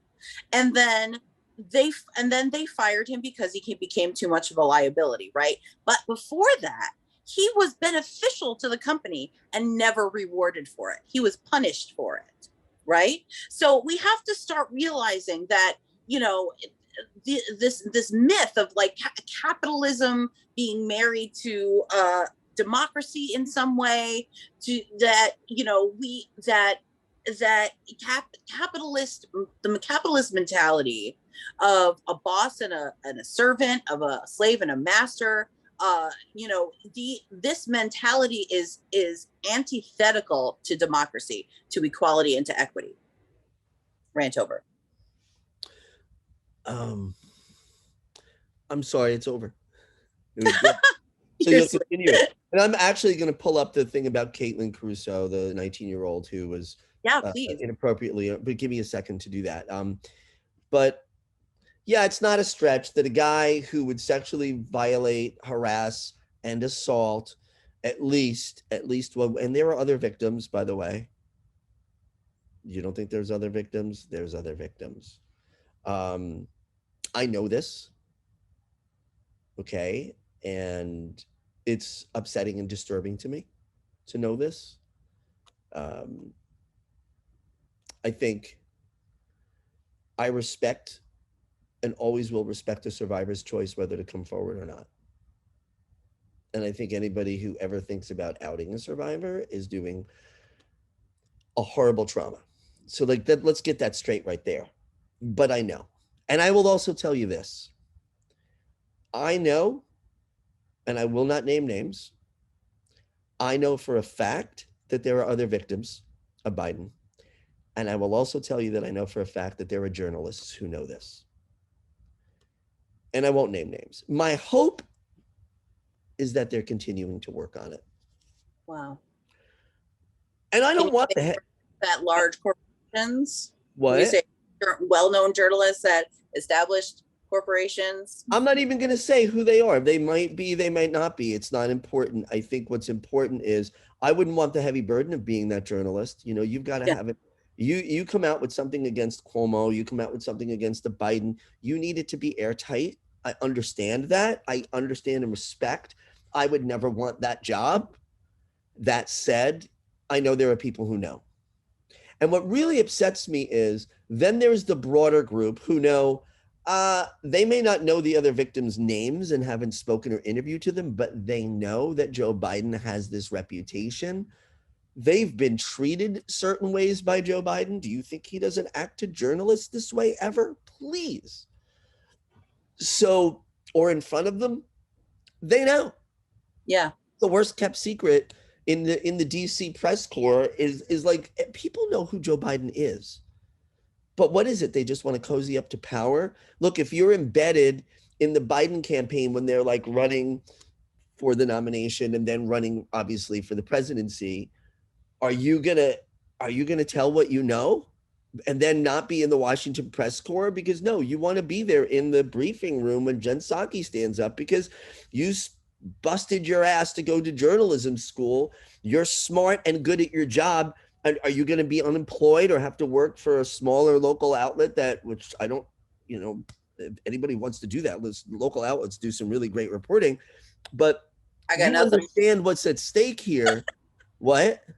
I said, I got nothing to lose. I'm already working a shitty job out of nowhere. So Right. Remember, Bullshit Jobs, that book. Read the book by David Graeber. I'm going to get it. I'm going to order it tomorrow. Not from Amazon. yeah. I'll go to my local independent first and see if they have it. Sometimes they have really cool books. But so what is it about that is that people know Joe Biden is this guy. He is not, as Tara says, he is not the friendly grandpa that everybody thinks he is. No. And people I know who worked for him in the 90s said he was kind of a dick. And this is separate from the sexual assault stuff, that he was just kind of a dick to people. And he got angry a lot.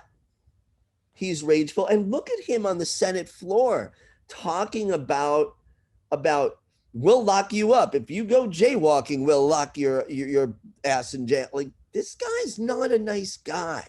Yeah. He never was. I never got where he got that friendly Joe thing. Like, he was never nice. He said horribly racist things. He continues to say horribly racist things. He looked at God, what's his name? Charlemagne the God, right on the Zoom, and said to him, you don't vote for me. And then he tried to be all like, I'm kind of like, I'm suave. I'm going to use the lingo. He goes, then you ain't black, man. You ain't black.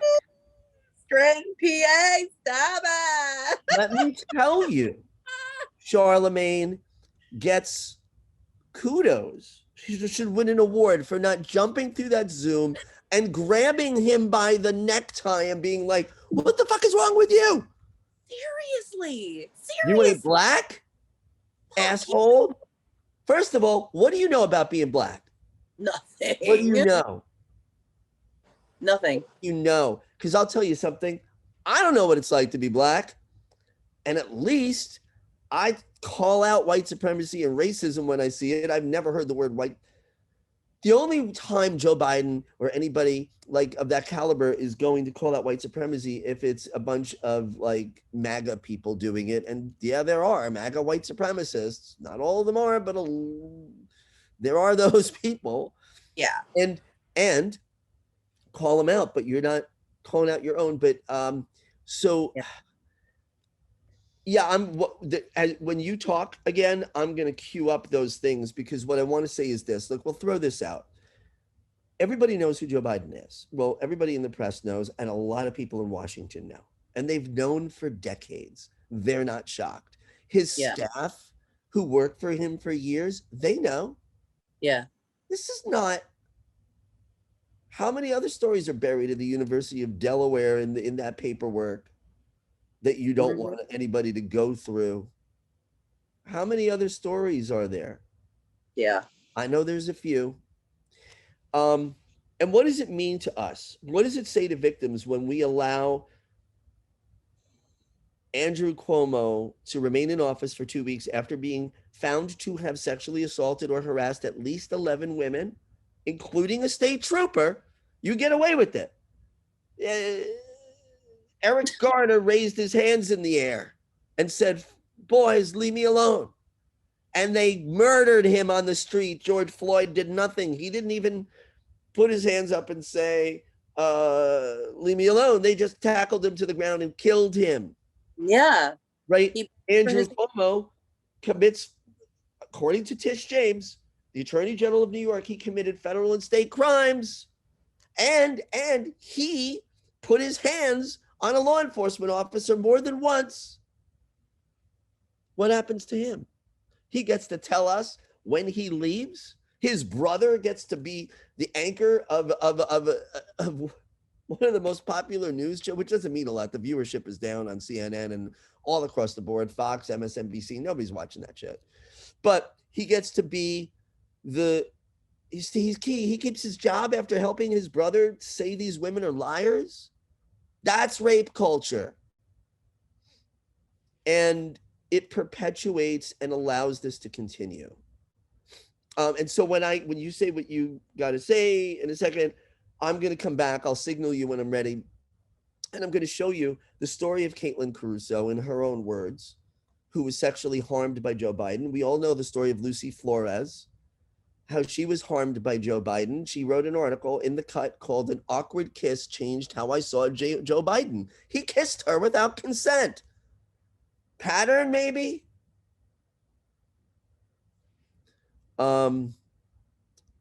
It blows my mind. So what does it say to survivors when your perpetrator stays? What's the message? We can do anything we want to you. You don't matter. We have power, you don't. That's rape culture. That's master slave. That's where we are. In 2021, we're still there. Women are still property. If you're an employee, you have to deal with sexual violence on a daily basis if you want to keep your job and your health care, because we're not going to let you get health care if you quit your job. Yeah. Yeah. I also want to, unless you had something else you want to pop in before. Okay. So yeah, I mean, it's, like adding a further level to the understanding of rape culture, right? Like I first did theater. Okay. And I realized at some point that I was living in a bubble, and that as a fat woman, I would never be getting parts in theater. Like I just I was playing the mom always when I was young. I didn't understand it. Right. But as I started to age, I started to realize how regular it was for male professors, male directors to be propositioning actresses, to be adjusting their costumes for them on stage, as if as if they're props, as if, you are, I mean, a director could come up to you, specifically a choreographer also, if you're a dancer, because I worked in musical theater. So I know a lot of dancers, and you could, you would have somebody come over to you and then adjust the way that you're standing, and, feeling you anywhere on your body, because that's how close you are with other people in theater. It's not, you're supposed to be okay with that. You're supposed to be okay with other people, like, in scenes, for example, in college, like I had to kiss my scene mate, right? Like with tongue. Like I didn't want to do that, but I had to as an actress. And that's an accepted part of it, right? So at some point I started to realize this, and it disgusted me, and I got out of it. And when I started to enter other worlds, like I started to do art and graphic design, and I started working with this event company, and they did, like festivals in the area, like nerd festivals, conventions, and they I mean, they had a particularly corrupt I almost would want to say sex ring going on. It was intense, and I found out a lot about it after I sort of like left them. But it, you know, it reinforced to me that this idea that it is part of a woman's job. Like when I was there, it was part of my job to be sexually appealing. I even felt that as a receptionist. It was part of my job to be sexually appealing and inviting to guests and to employees. I felt that it's you know, I worked in a lot of different situations, and it feels the same everywhere. It feels that there is just this assumption that if you are a woman, you have to look a certain way and accept a certain amount of touching and unwanted commenting. I mean, that there's literally I don't know any woman that has never had an unwanted sexual comment like told to them, right? Like that's just number one. I don't know a woman that has never been inappropriately touched. I don't know a woman that has not been inappropriately touched. Like even walking down the street, right? Like we have millions of stories if you ask literally anyone. And that's where, you know, so again, when we were talking about how does the macro intersect with the micro, that's how it intersects. It intersects because we all accept that there is a level of sexual give and take as part of our capitalist interchange, as part of our capitalist interaction, right? Our boss and servant relationship. It is a given, and I feel like that really is true in pretty much every industry. I mean, you see it, it's very obvious in the entertainment industry. I also read Rose's book, Brave, which is amazing. And I highly recommend people go out and read that. You know, I mean, it's easier to see in the entertainment industry because as an actor, you are literally a prop, but you but it is not necessarily different. And I unfortunately found that out the hard way as I worked my way through life. And I realized that I was never going to get anywhere, like in a company or anywhere, unless I, you know, played my role appropriately. And I wasn't willing to do that. Let's also say this, that when, you know, I had a conversation with one of the FHL hosts, Jackie Poles, who's an amazing and very smart person, about the difference between Black and white culture for women. She remarked how intensely focused white women are on the idea of having and maintaining a man. Like, I was describing to her, that's because we are so used to a man being our financial support system that we, like, I mean, capitalism assumes that there is a major breadwinner when you are a woman, right? Like me, as being the breadwinner in my household, I make what a housewife would make when their husband has like a corporate job, right? So other people who are my age and are married and have, you know, are married to somebody who has a corporate job are doing a shit ton better than me, whereas I can only afford, like, you know, an apartment by a highway here. So, you know, that capitalism assumes that you are already going to be locked into like this male servitude structure. And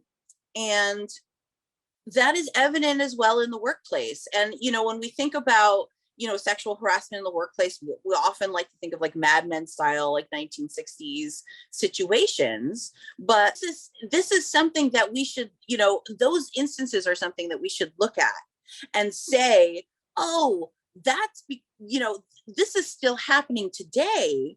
It's just that it looks slightly different now. It's just that because of some of the advances that we have made, men and people in power have gotten better at hiding what they're doing and why they're doing it, right? So before, it was less of a big deal to just sort of say it. and that's why when we were talking earlier about, Republicans and conservatives and how they just sort of like, they just proclaim that they're sexist or racist or, anti-gay, whatever. And, I think that the corporate Democrat, the new liberal, the shit lib, if you will, is exactly the same. It has exactly the same kernel of patriarchy and white supremacy, but they are a lot better at confusing it and hiding it in complex wording and loopholes, technical And loopholes. Democrats say shitty things all the time, and we give them a pass, right? Joe Biden said, I don't want my kids to grow up in a racial jungle. We gave him a pass. Joe Biden praised Strom Thurmond, a racist segregationist, and we gave him a pass. Barack Obama, when running in 2008, said marriage, and even beyond that, marriage is between a man and a woman. What? He's no champion of LGBTQ plus rights. Neither was Hillary Clinton. She said the same things. Marriage is between a man and a woman. Well, yes, it is. And it's between anybody who wants to marry anybody. So you're in some way, the Democrats do say the nice candy coated things, but in other ways, they're just as shitty. And they do say shitty things, but we let them get away with it because, yay, our team won. So let's talk a little bit. I want to present a quick case on Joe Biden here because I think it's important. I love how this conversation is moving between the micro and the macro, between misogyny and patriarchy and capitalism, because all of these things are related. We did start talking a little bit about Tara Reade in the beginning, and I want to talk about Joe Biden and the case against Joe Biden and why we need to have an investigation. So, a lot of the trolls, and we will talk about how they've attacked me because it's just, and I'm not the only one, other supporters of Tara, in addition to unrelentingly attacking Tara and saying horrible things about her.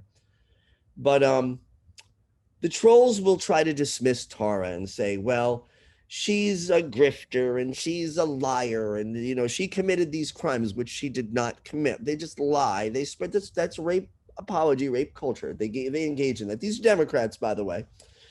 And but then when you bring other cases up, they don't know what to say or do.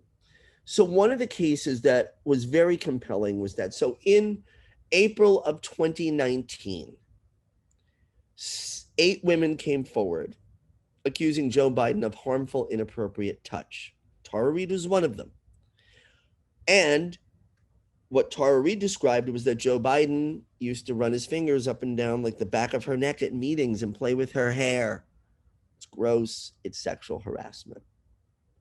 And it's inappropriate. And it's harmful. She was one of those 8 women. Kamala Harris said, I believe those women. So Kamala Harris believes Tara Reade. Well, you believe the sexual harassment, but not the sexual assault? Come on. You're a woman who's worked in a man's world for a long time. And I mean, DC, state government in California, it's run by men. You know she's telling the truth. So why don't you come out and say it? So one of the more compelling, like I remember when Lucy Flores started this whole thing, talking about how Joe Biden nuzzled up behind her, pushed his body against her back, put his hands on her shoulders, squeezed a little bit, put his head down on her hair, sniffed her hair. Let's talk about this. He's a hair sniffer. It's fucking weird. Weird. You want to look it up? I can't remember the word. It is like a diagnosable, like, weird condition that you do this thing. And I'm not saying he doesn't have control over it. I'm just saying this behavior is not okay. Right. So just quickly, as a barometer, I like to say, when in doubt, if you don't know if something is sexual harassment or sexual assault or not, Just picture, if you're a straight man, just picture another man doing that to you.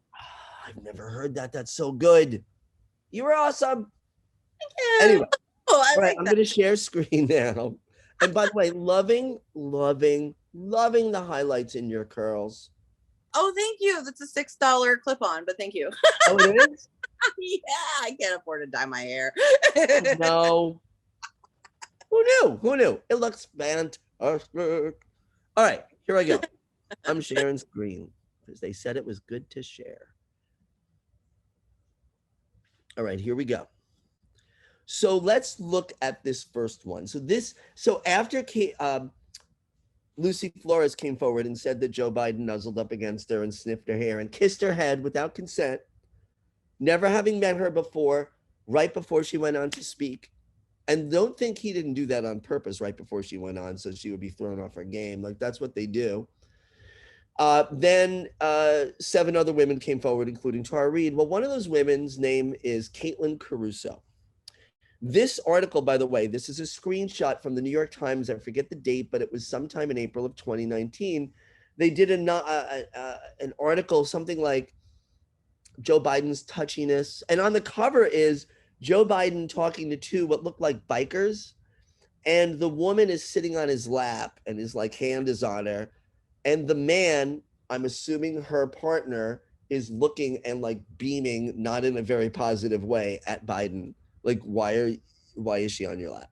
You know, so it's not really a very, it shows, it's a good barometer too of like his Who your behavior. friends are. It's what he does all the time. So in this article, they interviewed a few women. One of them is Caitlyn Caruso. She is a former college student and sexual assault survivor. She said Mr. Biden rested. Let's look at that word, rested. You can see this, right? Rested his hand. Can you see the screen? Yeah. Oh, yeah. Okay. Rested his hand on her thigh. Let's talk about that for a second. Didn't brush up against it. He rested his hand on her thigh. As she squirmed in her seat to show her discomfort. So she was doing that on purpose, squirming to be like, get your hand off my thigh. But do you say that to the vice president? Right? Yes, she didn't feel that she could. This is in the New York Times. Ugh.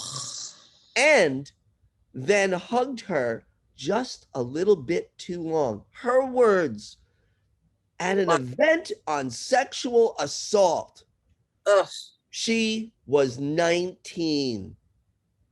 Hold on. It gets worse. Oh, God. Ms. Caruso, now 22, said she chalked up the encounter at the time to how men act, which is very upsetting to me, that women have to go through life thinking like, I guess this is how it is. But she said it was particularly uncomfortable because she had just shared her own story of sexual assault. So let's stop there. Yeah. Oh, my This God.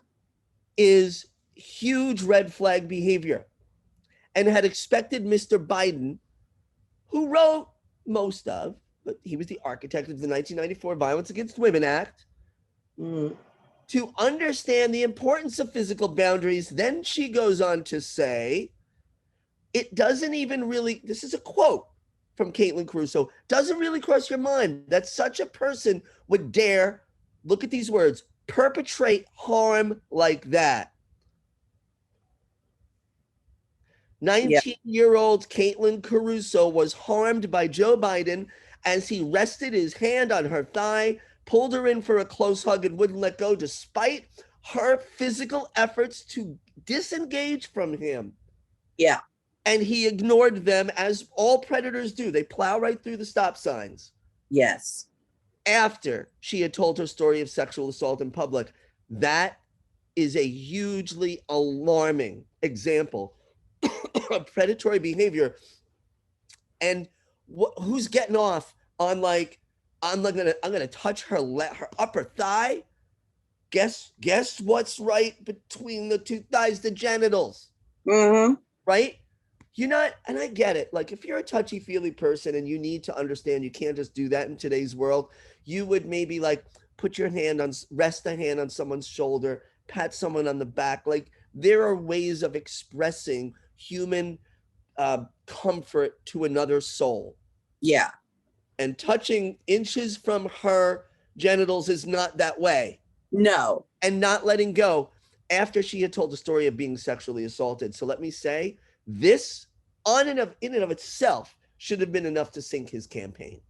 And do you know that the New York Times, well, someone who wrote a piece recently, and I have to look at it. I have it. It's on my Twitter feed. Follow me on Twitter if you want to see all my fun, happy recipes and cat photos. No, I have no recipes and cat photos in there, but I have a lot of ranting and raving, and you may hate it or you may like it. But usually it's one or the other.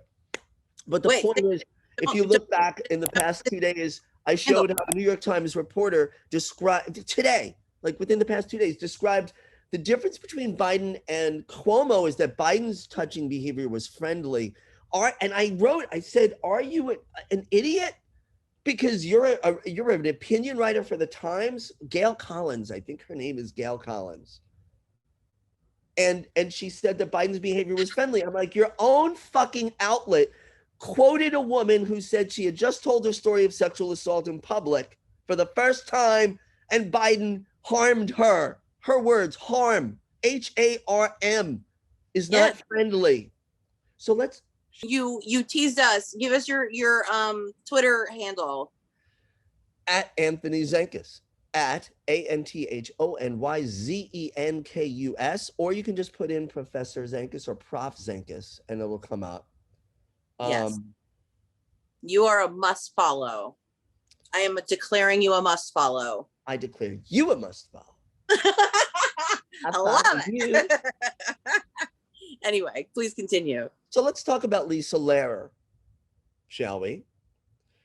One of the bylines on the first article that ever was written about Biden and Tara Reade and the sexual assault allegations, oddly, a month after the allegations were made public. So the paper of record took a month. And then a bunch of Democrats jumped on it, including the Biden campaign, of course, and the DNC saying, they vindicated Biden. This story has been debunked. Stacey Abrams, right? That bastion of liberal people love Stacey Abrams. I will say this, she's done a lot of good stuff for voting rights. Like, I can like certain things some people do, but when it came to Joe Biden, Stacey Abrams lied and was a propagandist. Don Lemon talked to her about the allegations about Biden. He called around on it. And what happened? She goes, well, that's been investigated. No, Stacey, you're wrong. And who else said that it was been investigated? Nancy Pelosi. All these people, it's been investigated. Jen Psaki just said it was never investigated. Wow. Because when the Biden campaign and their surrogates were out there saying it was debunked, Lisa Lehrer, who wrote the article, and it wasn't a great article about Tara, like they didn't do a good job of representing the truth.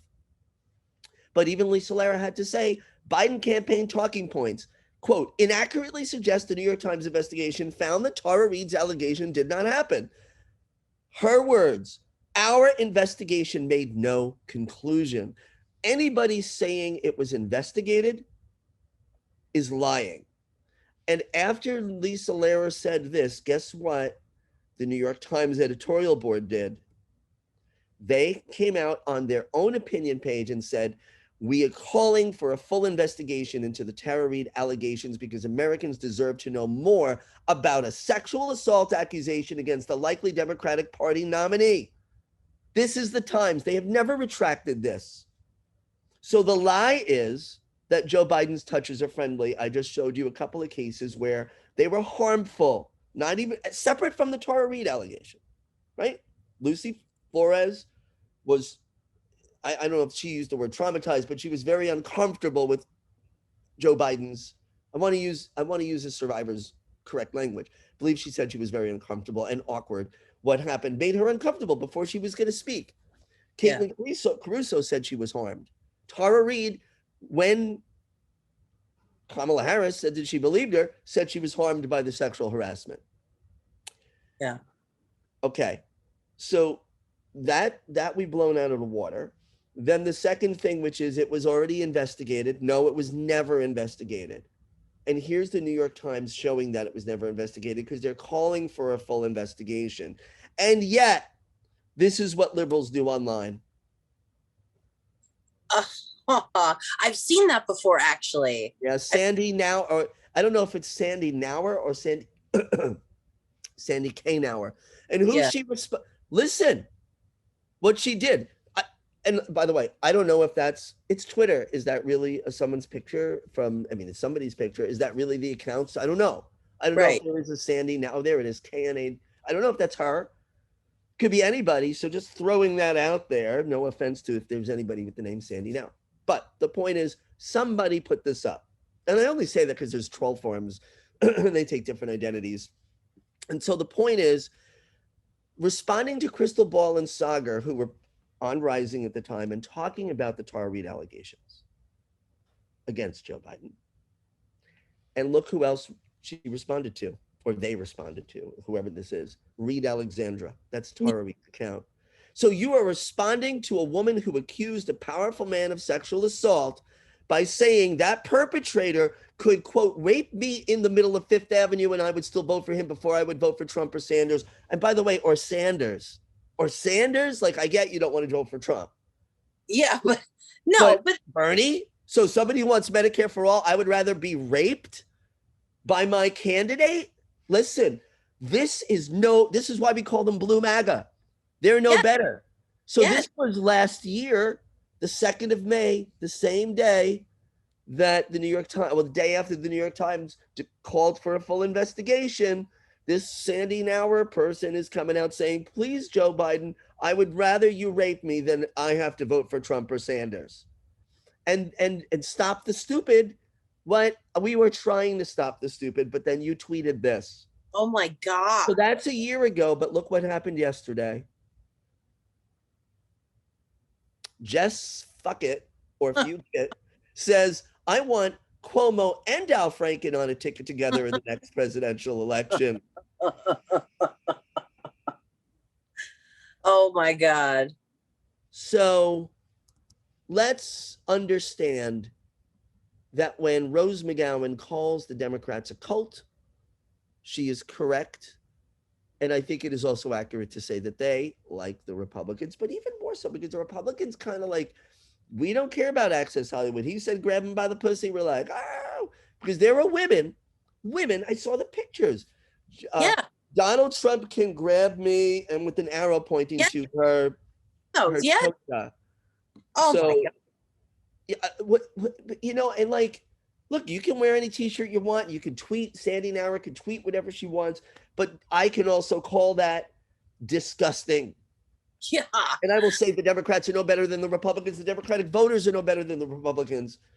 They're both celebrating rapists and rape culture, and it's dangerous.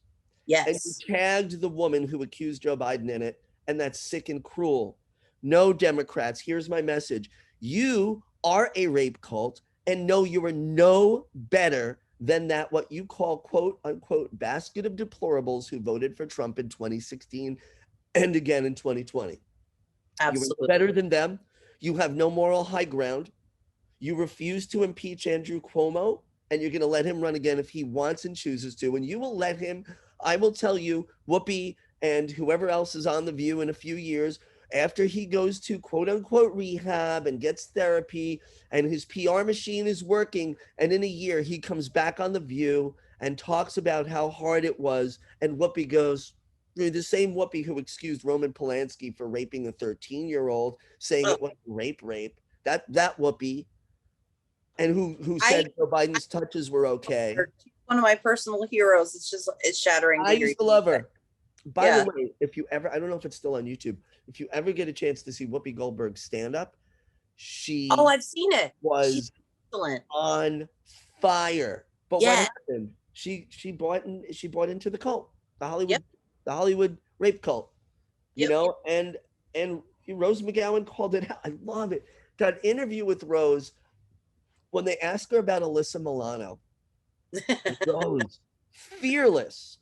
Yes. Brave. She called her book brave. It should have been called fear. I mean, I'm not going to second guess, but fearless would have been a good word too, because she just, you know what? Maybe she felt the fear, but that's what bravery is, encourages pushing past it anyway. But she looked at that report and said, Alyssa Milano, and she pauses. deliberatively and says, "You think I don't know these people? I was on the inside." And she said, "I don't like her. She's fake. She is a lie." And she's not the only one. Whoopi Mhm. Goldberg, all these people, these rape apologists. What's rape culture? Is rape culture the kid, Brett, what was his last name, who raped a young woman in college at Stanford uh, at night?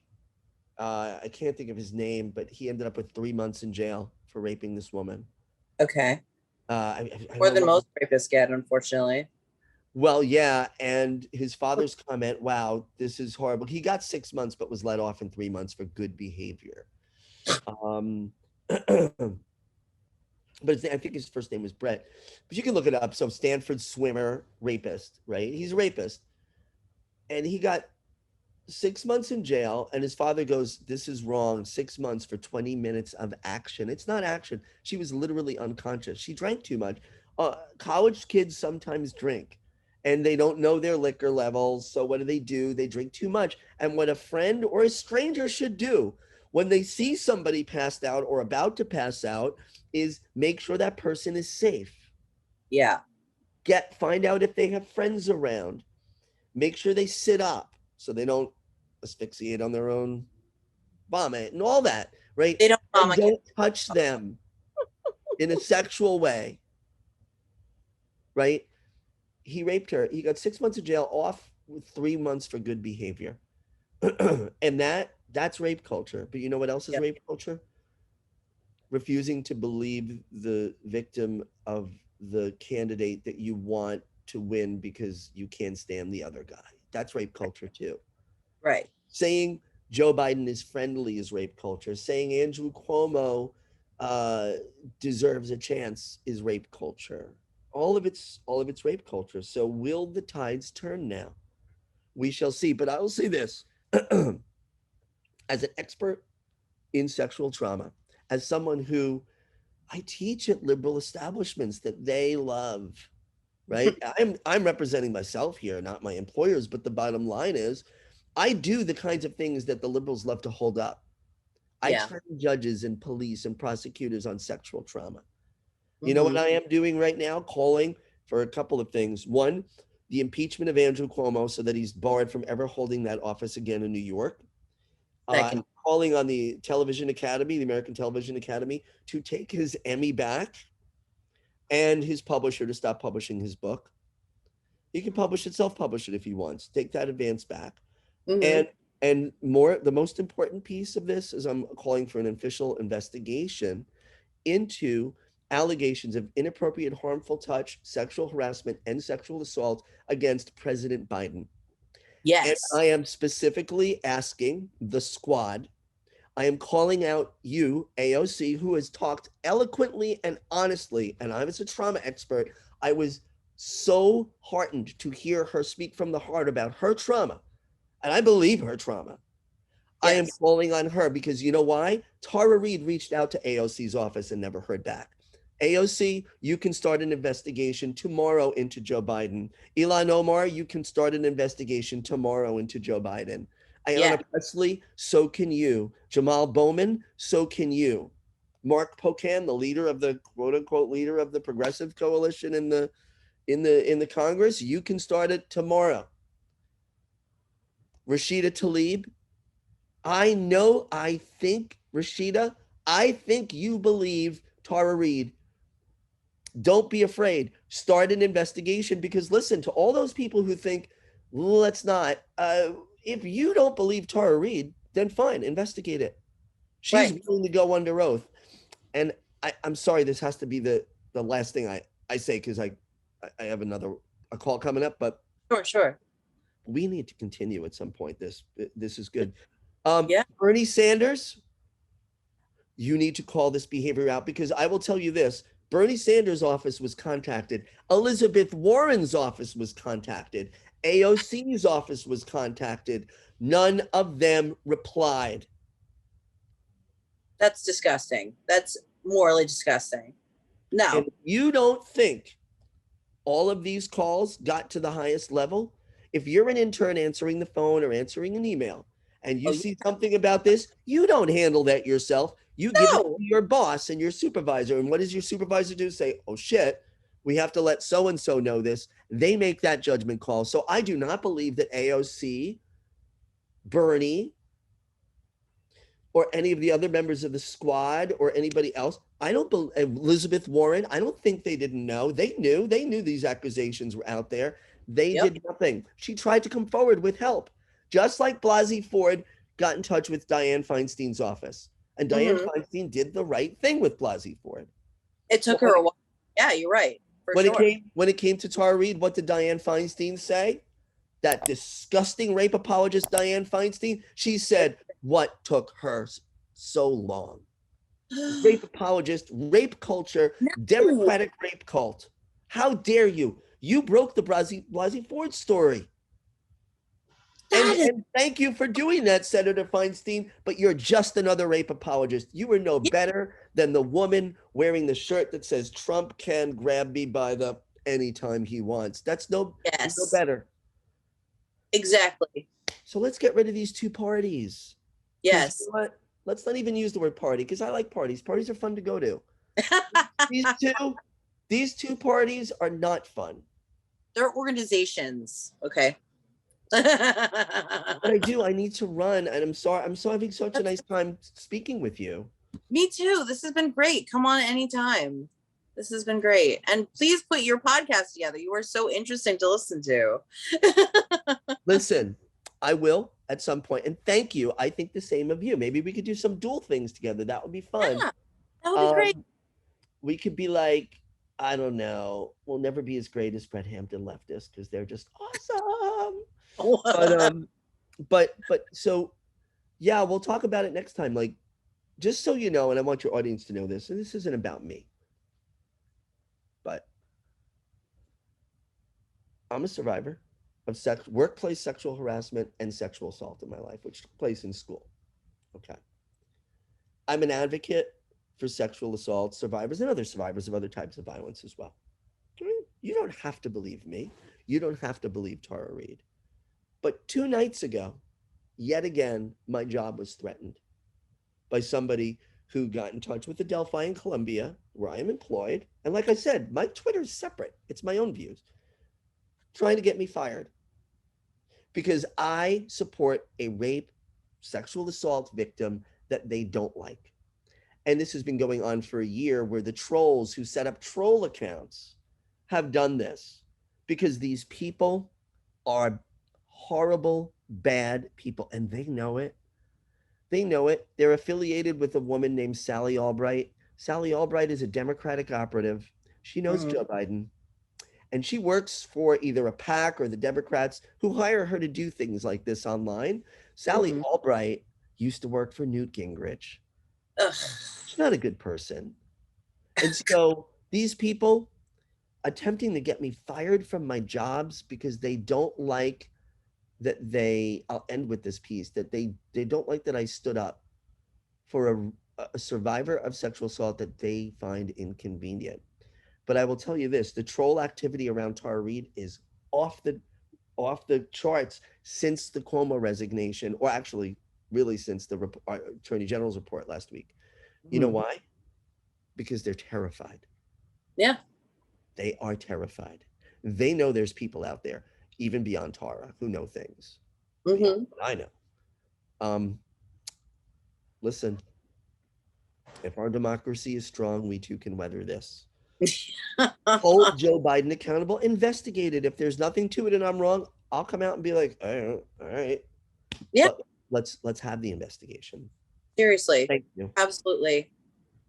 Yes. Thank you. Thank you so much that you spent so much time with me, and I really appreciate it. This has been an amazing conversation. Let's do it again. All right. Thank you. Thank you. You may have noticed that I don't do live streams.